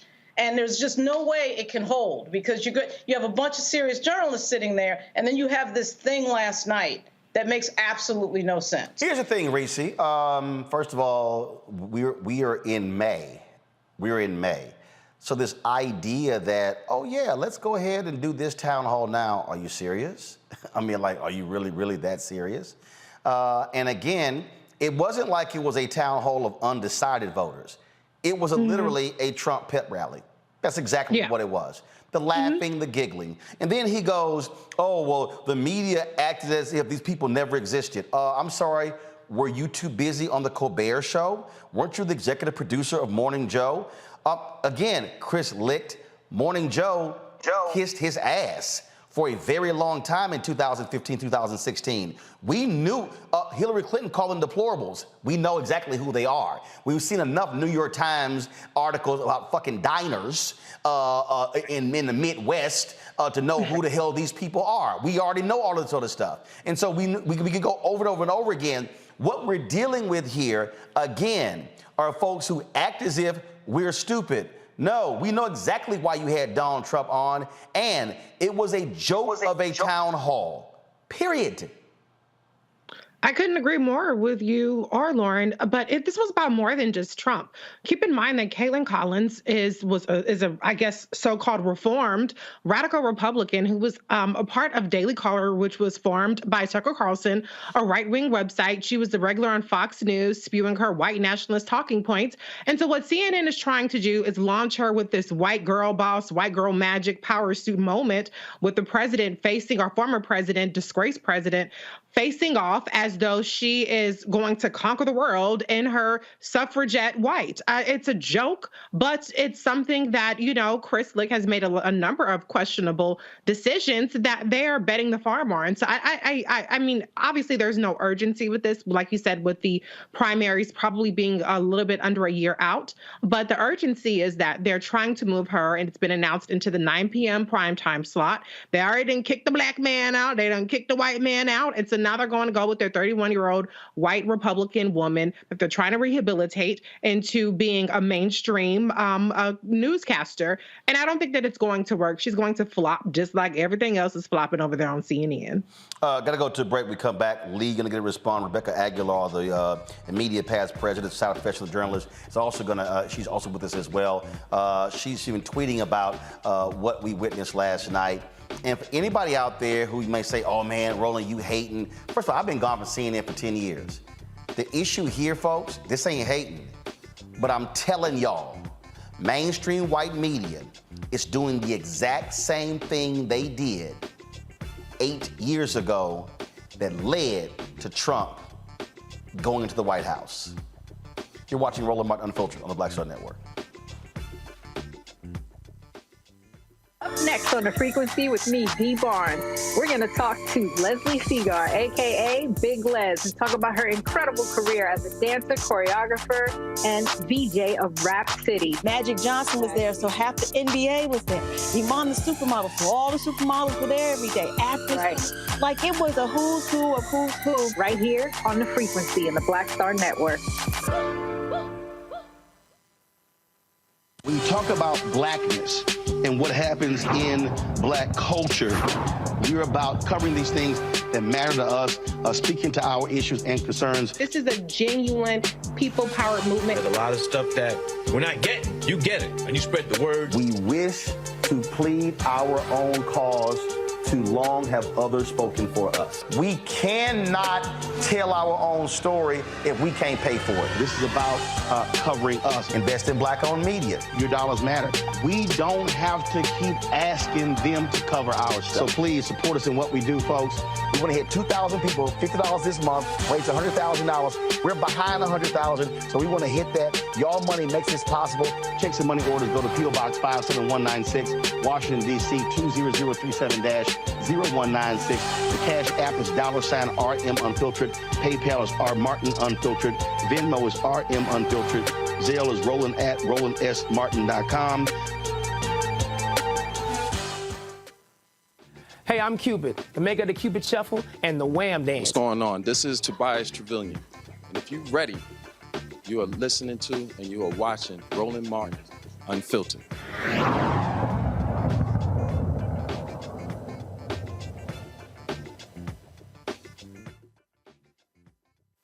Why did you take those documents with you when you left the White House? I had every right to under the Presidential Records Act. You have the Presidential Records Act. I was there, and I took what I took, and it gets declassified. Biden, on the other hand, he has 1,850 boxes.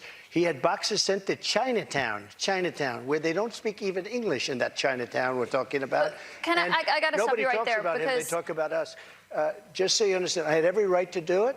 I didn't make a secret of it. You know, the boxes were stationed outside of the White House. People were taking pictures of the GSA and the various people. I got to stop you right there, though, because the moving. Presidential Records Act, which is not well known to a lot of people, I read it. It does not say that you can take documents with you. It says actually that they are the property of the federal government. It says you talk, you negotiate, you make a deal. It's not criminal, by the way.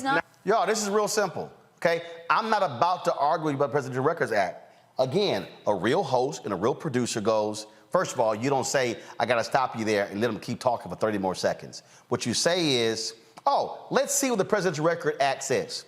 That's what you do. You literally call it up. You literally put it on the screen, and you actually read it in front of them, and it says, and that's when you say, hey, Donald, It says right here, blah, blah, blah, blah, blah. You did not do that. That's how you rebut lies, Chris Licht, Caitlin Collins. Lee, your perspective as a former elected official on that mess of a town hall last night. Well, first of all, brother, I want you to just kind of relax. Oh, no, Lee. First of all, this is relaxed. This is relaxed. Oh, no, this say. I've been way more animated. Oh, I'm very relaxed. Oh, I know. So I don't need to woo-saw. See, Chris, Lee, you got to understand something. See, you said, Lee, you're a preacher. This is my pulpit.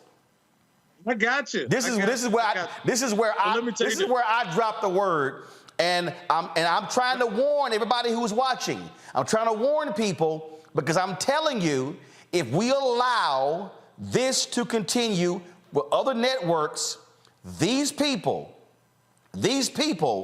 could very well be back in control. And if you thought January 6th was bad, that pales in comparison to what these evil, demonic imps plan to do if he's back in. This ain't my point is this. My point is this, Roland. My point is this. I don't know a whole lot about journalism. That's your lane. I do. Been doing it since I was 14 years old. I know. I can tell very clearly that this has nothing to do with journalism. And I think you've hit it right on the head. This was an economic decision that CNN made. This was a ratings decision. Chris Licht said that we learned a lot of new stuff. Man, everything that I heard, because I didn't watch the interview because I knew what it was, but everything that I've listened to, even right here sitting down right now, I learned nothing new. And we knew this is what he was going to be saying. We knew where he stood on January 6th. We knew where he stood on the election. We knew he didn't say anything. What they did was they gave him a platform to continue to spew that. And I believe exactly what you said earlier. This is an effort to make the election closer than it ever should be. This is an intentional effort because if this election is closer than it is right now, that bodes well for them in the ratings. It bodes well for them economically as well. And well, here's the deal. Rebecca Aguilar is a immediate past president, society professional journalist. Rebecca is a freelance reporter out of Dallas. And Rebecca, look, Chris Licht has his mandate. He wants CNN to appeal to more Republicans. He's made that perfectly clear. That's what David Zaslav wants, because that's what John Malone, the largest individual stockholder in Warner Discovery, actually wants. And so that's why they've gotten rid of opinionated programming, all those different things. And guess what? That's fine. CNN, first of all, has been there before, this whole idea we're going to be down the middle. That was the case when I was there. They would not have opinionated programming. And then when Jim Walton was worldwide CEO. So that ain't nothing new. But here is the fundamental issue, Rebecca, again, that is dangerous for the public. When you know the moment before that person walks in the door, you know they're lying. When you know that they are going to gaslight, when you know that they're going to demean women, when you know he trashed their own host, calling her a nasty woman, a nasty person. So when you know that, there's a certain way you have to prepare for that. You've been a journalist for quite some time. You know if you got an ornery mayor or county commissioner or county judge or whatever, you know how you must prepare yourself to approach them versus a politician who actually is going to answer the questions. What we saw was CNN allow just flat out lies for almost an hour and a half. And you know what? Thank you for the invite. They threw the lamb to the lion. That's all there is to it. This was not a town hall. It was a Trump rally.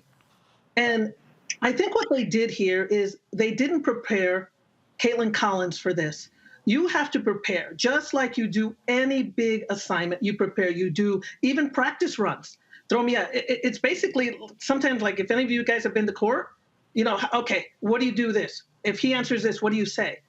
And the problem with her is that she was not prepared. It was a poorly produced show. They have fact checkers. They have those big screens. You've seen them. Right. So, you know, she never took control. And Rebecca, don't have the fact checker on in the post panel. No, you literally, as you say, and you don't go, well, let's go to so-and-so. No, in real time, if you want to do real time, you say, no, Donald, this is what you said. This is what it reads. That's what you do. You don't go, oh, I read the Presidential Records Act, and it says, no, you make him, and make his ass read it with you. Yeah. That's how you do it. Right. You know, I think she needed one of those notebooks when he said the lies about the wall, right? I would say, excuse me, and look, and just say it. But the biggest thing that she did not do, and again, let me just say, I think Caitlin Collins is a decent journalist. I think she has done a decent job at the White House, but she was not prepared for this job. And nothing against people who are young, because we were all that age at one time. But there comes a time I was better than that at her age, I can tell you that. Right. But there comes a time where you say, I can't do this. Why they didn't have Jim Acosta or Dana Bash, right? Why not them? I would like to know, and if there's any investigative reporter out there or any of my sources at CNN, I want to know, was the Trump campaign given pictures of everybody and say, who do you want? Because you know me, if I'm a strong politician, I want Collins, 30 years old. You know, you knew he was intimidating her. Here's another thing that I find hypocritical. Licht gets rid of Don Lemon on allegations of misogyny and all that other stuff. But then because he allegedly said something that made Caitlin Collins uncomfortable. But then you put her in an arena with a man who's a misogynist? The hypocrisy. And I think what angers me the most, because you've seen me tweeting, is that as journalists, you know, I am the immediate past president of the Society of Professional Journalists, a lot of journalists who work hard every day, a lot of journalists out there, we bust our ass and we want trust from the public. We tell the truth. And what happened in that town hall? All they did, there was, you're right, masterful performance, no way in hell. She asked tough questions. She didn't follow up. She didn't push. Some producer could have gone into her ear and said, no, push back, something. We got answers. No, they got lies, lie after lie. We learned so much. We didn't learn anything else. Trump just kept spewing whatever they, and here's another thing. Stop calling them untruths. They're lies. Right. Oh, oh my God. But see, but again, though, here's the deal. That's the media deal. I'm telling you, I was on ABC this week, and I think it was February 2017, and this came up. And I remember all of 2015, 16, and even the first 2 years of his presidency, they were all scared to say lie. And I think it was Jake Tapper and Judy Woodruff. I think they say, well, in order for us to know that it's a lie, we have to know at the outset the person means to do it. I said, listen, if I brought my ass home at 3 o'clock in the morning and I came up with a BS story, my dad would be like, son, why you lying? He wouldn't sit here and say, well, I need to understand what. No, he know why I'm lying. Because I came home at 3 a.m. He know the lie is coming. So we know, but they won't do it. Not one time did she say, and again, I don't call him Mr. President. I can't use that title. Not one time did she say, that's a lie. What you just said simply, and it's not just even that, Rebecca, it's also how you say it. Not one time did she say, Donald, what you just said simply is not true. This is the fact. And the way you hit somebody like him, you go, fact, read it. Right. Fact, read it. Fact, read it. Fact, read it. And then I am anticipating him going, well, that's fake news. And then that's when you say, so anything that you don't like, you call fake news, even though it's a fact? You gotta know what's coming when you again, an experienced person, I know what you're gonna say, I know what my rebuttal is going to be, and I already know what your rebuttal to my rebuttal is going to be, so I know when to come back with. And the reason you use graphics and monitors in video is because it's hard for the person, Rebecca, to lie when you say, we just heard your voice. And then you say, was that you on the phone call? Was that you on the phone call? Did you make that phone? That's how you do it. You have to box the person in, not just go, so why? No, you don't do open-ended. Rebecca, go ahead. It's about having control. She never took control. The minute he was defaming Miss Carroll, I would say, excuse me, whether you call him Mr. Trump or not, Mr. Trump, please, you cannot be doing that. The minute she heard the audience laughing, excuse me, audience, you have to be respectful. This is not a fraternity party. This is not a concert. You have to be respectful. You use that tone and take control. She did not take control. You also have to have courage, have the balls to say, Mr. Trump, you are lying about that, and look him right in the eye. Yep. And number 3, have the confidence. And this is what happens, what you build confidence with experience. And you know what's really sad about this? No, hold on. I'm gonna let you finish that. You build confidence with experience and knowledge. Exactly. See, you can actually not have a lot of experience, but if you have the knowledge, you can hit back. The knowledge and so yes, the knowledge, the experience, and the confidence, that's a deadly potion. Go ahead. But I also think that, I hope that her real friends at CNN will guide her through this. Because imagine being criticized like this. It's awful. It's horrible. But what's really sad, last night I'm watching, the panels. By the way, there's no Latinos on their panels.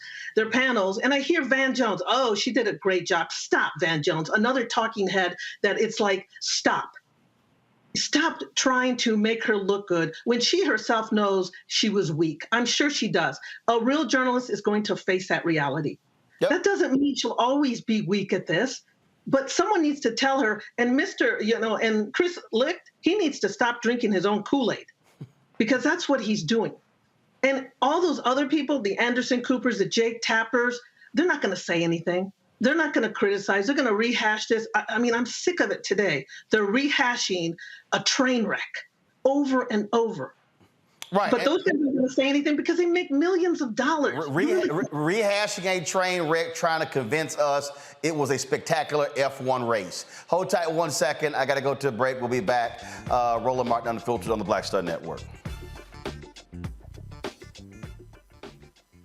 Hatred on the streets, a horrific scene, a white nationalist rally that descended into deadly violence. White people are losing their damn minds. As an angry pro-Trump mob storms the U.S. Capitol, we've seen shootings. We're about to see the rise of what I call white minority resistance.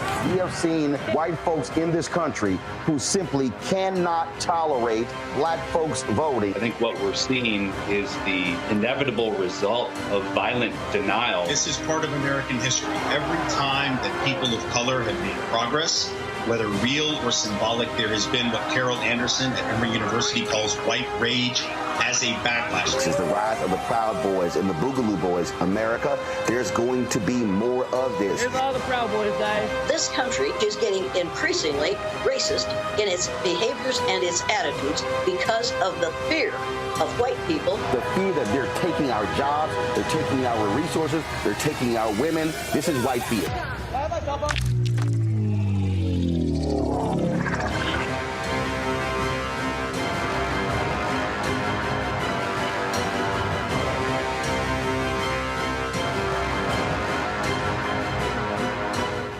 Black Star Network is here. Oh, no punch! I'm real revolutionary right now. Thank you for being the voice of Black America. All momentum we have now, we have to keep this going. The video looks phenomenal. See, there's a difference between Black Star Network and black-owned media and something like CNN. You can't be black-owned media and be scared. It's time to be smart. Bring your eyeballs home. You dig? Hey, everybody, it's your girl, Lunel. So what's up? This is your boy, Earthquake. Hi, I'm Chaley Rose, and you're watching Roland Martin Unfiltered. Lauren, this thug called January 6th a beautiful day. We saw with our own eyes what actually took place. The reason this is so bothersome is because, and I need everybody to understand what I'm about to say, because this is just critically important. When Donald Trump started running, what did he do? He kept calling everything fake news. Why did he do that? Because he wanted to sow seeds of doubt and discontent. What has been created in the last 8 years is that there is a subset of people, yes, deplorables, who literally believe every lie he tells. We have undeniable truths, and these people go, oh, didn't happen. They reject everything. They are so deranged that they were so pissed off when Fox News called Arizona, they rejected Fox News to go to Newsmax and OAN, which is even crazier than Fox News. Now, why is this important? It's because these people then go into office. There is a, and I just need everybody to understand that this is not just about Donald Trump. Let me say this again. This is not just about Donald Trump.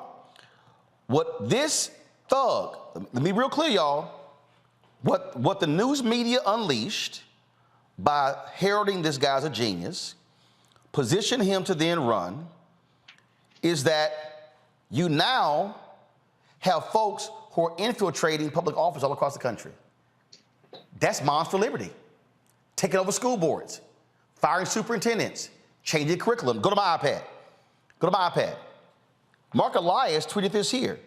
There is a woman right now who was one of the Stop the Steal judges. This woman right here, Patricia McCullough, who's on the ballot. This was what it says. Patricia McCullough, who was on the ballot on Tuesday, handed Donald Trump a rare legal victory in 2020 and has sided with the GOP on other election cases, only to be repeatedly struck down by the high court she now wants to join. The reason why what CNN did was so dangerous, Lauren, is because they are creating these imps, these acolytes, these supporters of Trump who now who are in state capitals, county commissions, school boards, city councils, governor's mansions, and on the federal bench. Yeah, they're platforming and amplifying lying and deception at a time when misinformation and disinformation is huge. And it's sort of two things that collided into what you just said, Roland. One was that the election of the first black president of the United States, we started seeing these sort of fake news organizations come up from Breitbart, et cetera, and so on, and they were creating their own reality. And on the back of that was Facebook amplifying dissension and conflict to make money, and disinfo and misinfo. And where did that lead us? That led us to an attack on the U.S. Capitol. And so what that entire thing has done is it's created a reality that some people live in that others do not live in. Trump is well aware of that as somebody who's been in the media for so long, and he knows how to manipulate the media really well. The thing that I've I'm struggling to figure out here is whether or not these executives at CNN actually put him on, because I am not really defining what I saw last night as a journalistic enterprise or an enterprise to protect the truth. I actually think what we saw was people who agree with Donald Trump amplifying Donald Trump. Because I have a hard time believing that John Malone at 80-something years old, who's a multi-billionaire, doesn't agree with Donald Trump. Because you do not amplify as a news organization in that way somebody that you do not agree with. So Chris Licht and Caitlin Collins, who just happens by some coincidence to have worked for Tucker Carlson over at the Daily Caller, To your points, Roland, the way she did her questioning was very open-ended. You know damn well that Donald Trump is going to steamroll what you say whatever he wants, and lie. And we don't know damn well, too, that lying works. But my bigger question for this is, was he platformed because Zaslav and Malone and Licht and Collins wanted to platform him because, in fact, they agree with him? That's the part that, because I can't imagine them putting somebody on they don't agree with and amplifying him to that extent and allowing him to say all of those things that we knew he was going to say, and then try to act like it's a big shock to them when the show is over. Well, it's not a big shock to them. Now they're gaslighting us all day trying to pretend that that worked out just fine, which of course it didn't. And as I say, the only thing that gave me hope is I could look into Anderson Cooper's eyes right when that panel started, and I could tell that he knew. I worked with him briefly at ABC a long time ago. He knew that this was wrong. I mean, it was crazy. And Laura Coates was basically about to turn the corner on the air last night and say, this is crazy, and got interrupted by Jake. So clearly there was a feeling there among the journalists, not the commentators, not Van Jones and these people who do opinion for a living. I'm talking about the journalists. They knew that what they put on the air was journalistic malpractice. Yep. Okay. I mean, you can't do that. We deal in a situation here where the Capitol just got attacked. We're dealing with a fascist liar, okay, who is very set to crash our democracy. Everybody knows that. Yep. And that is what they platform. Lee, first of all, go to my iPad. Lee, here's a perfect example of what we're talking about. A right-wing takeover of a Colorado school board as some of the town's conservatives deeply concerned. When you read this particular story here, this is in Woodland Park. They came in, they hired a new superintendent. They approved a charter school without any public notice. They were so abysmal, they forgot to apply for grants that are going to fund the district. Literally, they enacted a MAGA playbook, and the district now is in total disarray. One, this happens when people don't vote. But two, this is what happens when you let nutcases come into elected office. Absolutely. It's intentional, right? It's intentional. And I'll say this about the Republicans. And, I was in elected office at the local level, and they focus on things like the school board and county commission and these small town city councils and small time city mayors and things like that, because guess what? They now have a platform to get elected at the next level. And then they get elected to the next level. Next thing you know, they're representing entire states and members of Congress and things like that. And it's a playbook. So let's be clear, it's a playbook. They're not coming in, making up stuff on their own. They got the Tea Party playbook, the MAGA playbook. They got the talking points that they all kind of abide by. And so you're seeing this happening all across the country. And then here's the quiet thing that maintains the power of a state, even when it doesn't adequately reflect the voters themselves. You have redistricting, right, where they get to gerrymander the lines and across the state. So in state legislatures all across the country, you have state legislatures that don't reflect the voting population because they've gerrymandered these districts to maintain the power much longer than the voting representation would bring. And so when you look at things, going back to this town hall, when you allow Donald Trump to have this platform and just have a full, I don't know how long the town hall was, quote unquote town hall was, but he had however long it was of a platform to say whatever he wanted to say. The very definition of gaslighting. He's making you believe that what you're seeing with your own eyes is not true. And so when he does that, right, guess what he's doing? He's also giving the talking points for those who are down ballot, at the state legislature. But also what he's doing, Lee, he's also, by running roughshod over a Caitlin Collins, he's showing, see, this is how you treat them. This is how you disrespect them. This is how you diminish them. Absolutely. And it cheers their people on. Rebecca, I will go to you for the final comment here, because this is, again, and so when Lee was like, hey, calm down, no, because see, this is what I need Lee to understand. I got you, Roland. No, hold on. This is what I need you to understand. I literally saw this years ago. So let me explain. I was at CNN, Rebecca, from 2007 to 2013. And we would, every time they would interview Trump, I would go, why in the hell are we talking to Donald Trump? And I remember being in the Washington Bureau, going up to Stephanie Katubi, who was a booker for CNN, for Wolf Blitzer's show. And I said, why in the hell is Wolf interviewing Donald Trump? Oh, every time we talk Donald Trump, we get great ratings. I said, but he doesn't know what the hell he's talking about. Why are we talking to him? Are we trying to talk to CEOs? Go talk to real CEOs with real companies. I said that.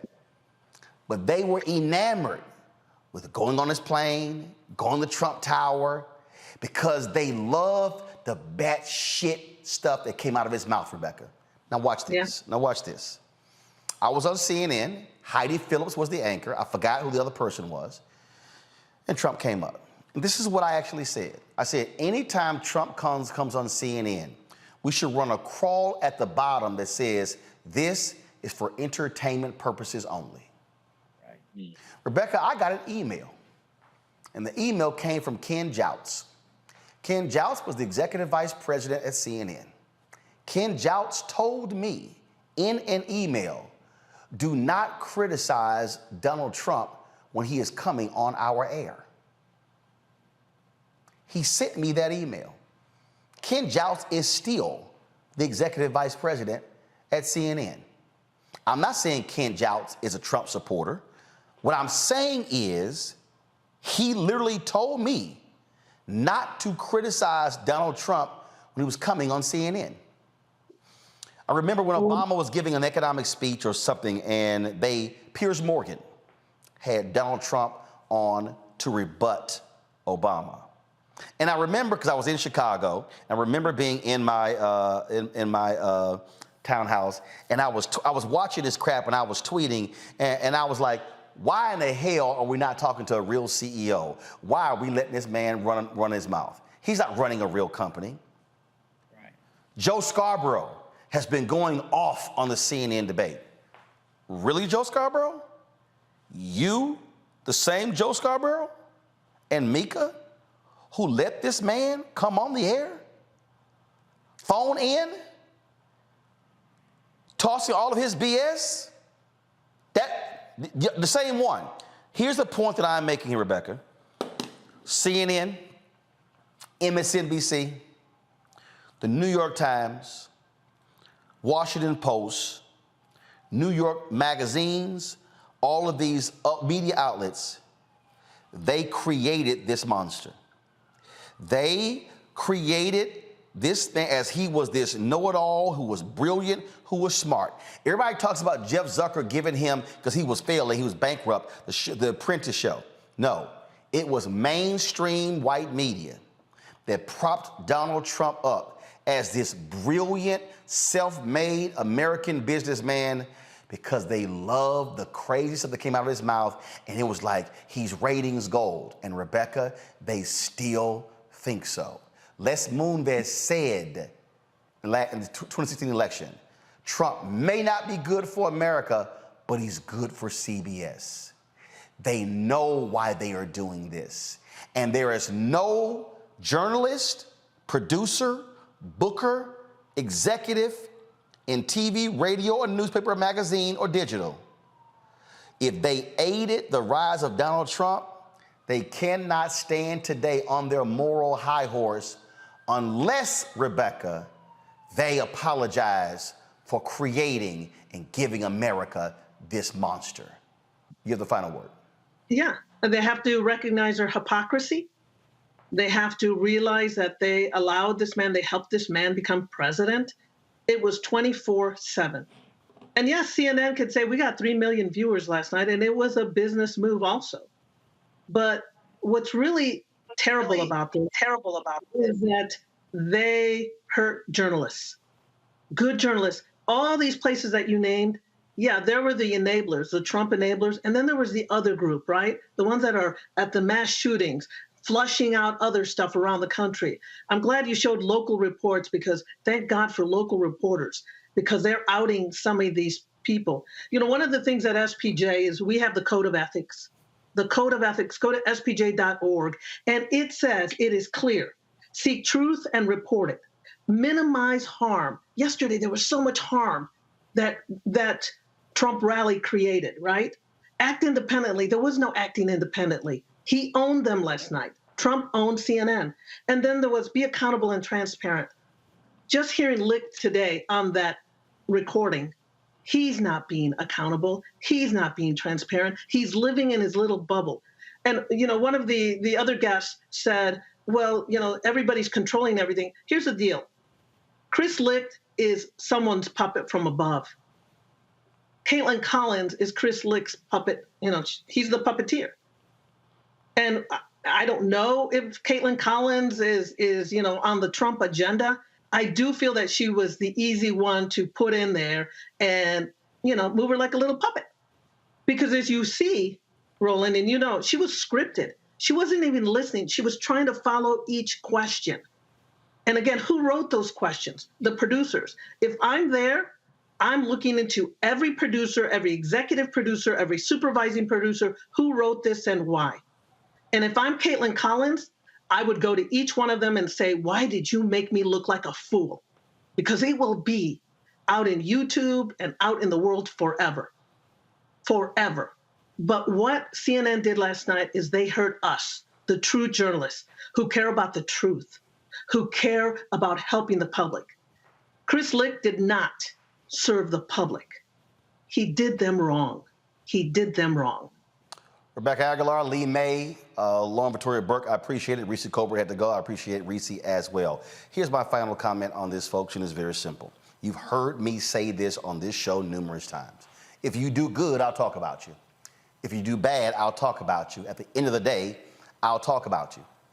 Why did Philip and why did David Lowry and why did why a lot of these black conservatives, why do they get so mad at me? Because I won't let them lie. I won't let them come on this show and feed us their talking points and not deal with fact. See, y'all may even realize, again, I simply cannot let lies stand or erroneous information. Hey, when Lauren was talking, Lauren made a comment about criminal, and I said, no, it's civil. That was a brief fact check. Why? Why did I do that? Because if you're watching the show, if you're listening to this podcast, if you hear something on this show and then you hear me say nothing, you'll go, hey, what I heard was true. And so I wasn't mad at her, wasn't demeaning, but it was simply, no, it wasn't criminal, it was civil. Because it's about facts, it's about truth.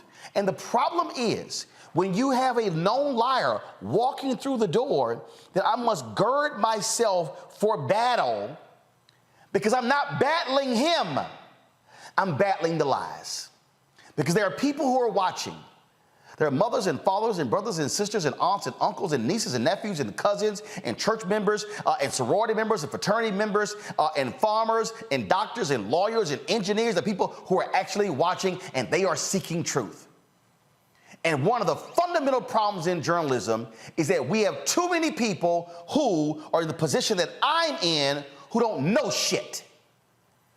And they're depending upon some producer in the control room to feed them questions and feed them answers or walk up to them and handing them blue cards with the facts on it because they do not read. And so what do a lot of these politicians hate? They hate it when you are the person and you actually have done your homework, because they can't get one over on you. That's why it is called preparation. That's why it is called getting ready. And the problem that we have, we played it the other day when the reporter in the news conference asked President Joe Biden a question about Kevin McCarthy and the Republicans' bill dealing with the debt limit, and he goes, what's in it? What's in it? She couldn't even tell him. She was asking the President of the United States a question regarding the bill of the Republicans, and she had not even read the bill. And that's a White House correspondent. Thank you. Supposedly, the creme de la creme. supposedly the top of the heap. So what then happens when we don't give the public correct information? They run with lies. They run with lies.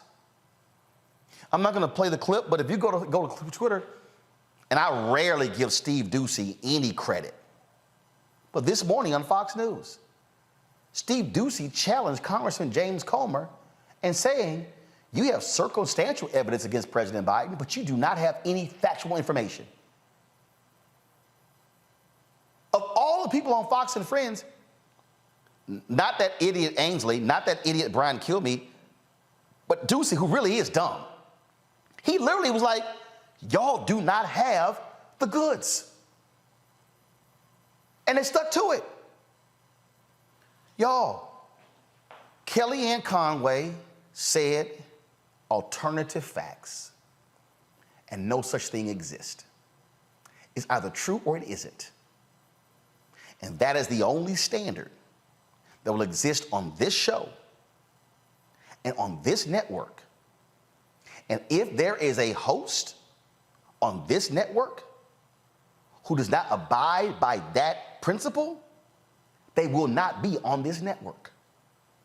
And I will not allow people to come on my show and knowingly lie and spread it thinking it's true when we know it isn't.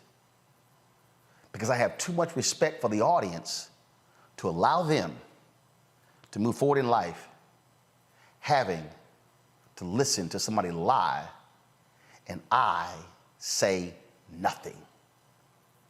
Chris Licht, Caitlin Collins, CNN, do better. Because somebody is watching and listening.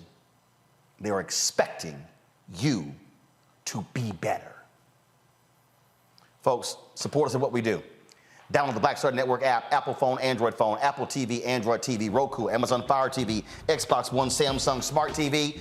Be sure to support us in what we do. Your dollars make it possible for us to do this here. See, this is why I'm not on CNN or MSNBC or Fox News or ABC or NBC or CBS, and we ain't trying to go over there because we don't have to ask. We don't have to, look, you already heard what Lauren said. Jake and Anderson couldn't say nothing they really wanted to say last night because they got bosses. Well, the only boss I got is God. And so we want you to support us in what we do because we are trying to give you stuff you're not going to get from those networks. Check your money order. Go to P.O. Box 57196, Washington, D.C., 20037-0196. Cash App, $RM Unfiltered. PayPal, R Martin Unfiltered. Venmo is RM Unfiltered. Zelle, Roland@RolandSMartin.com. Roland@RolandMartinUnfiltered.com. And be sure to get a copy of my book, White Fear, How the Brownie of America is Making White Folks Lose Their Minds. Available on Amazon, Barnes & Noble, Bookshop Chapters, Books A Million, Target. Download your copy on Audible. Folks, I will see you tomorrow right here on the Black Star Network. Holla! Folks, Black Star Network is here. Oh, no punches! I'm real revolutionary right now. Support this man, Black Media. He makes sure that our stories are told. Thank you for being the voice of Black America, Roland. Stay black. I love y'all. All momentum we have now, we have to keep this going. The video looks phenomenal. See, there's a difference between Black Star Network and black-owned media and something like CNN. You can't be black-owned media and be scared. It's time to be smart. Bring your eyeballs home. You dig? Pull up a chair. Take your seat. The Black Tape with me, Dr. Greg Carr, here on the Black Star Network. Every week, we'll take a deeper dive into the world we're living in. Join the conversation only on the Black Star Network. Hi, I'm Dr. Jackie Hood Martin, and I have a question for you. Ever feel as if your life is teetering and the weight and pressure of the world is consistently on your shoulders? Well, let me tell you, living a balanced life isn't easy. Join me each Tuesday on Black Star Network for A Balanced Life with Dr. Jackie. We're all impacted by the culture, whether we know it or not. From politics to music and entertainment, it's a huge part of our lives, and we're going to talk about it every day right here on The Culture with me, Faraji Muhammad, only on the Black Star Network. Deborah Owens, America's Wealth Coach, and my new show, Get Wealthy, focuses on the things that your financial advisor and bank isn't telling you, but you absolutely need to know. So watch Get Wealthy on the Black Star Network.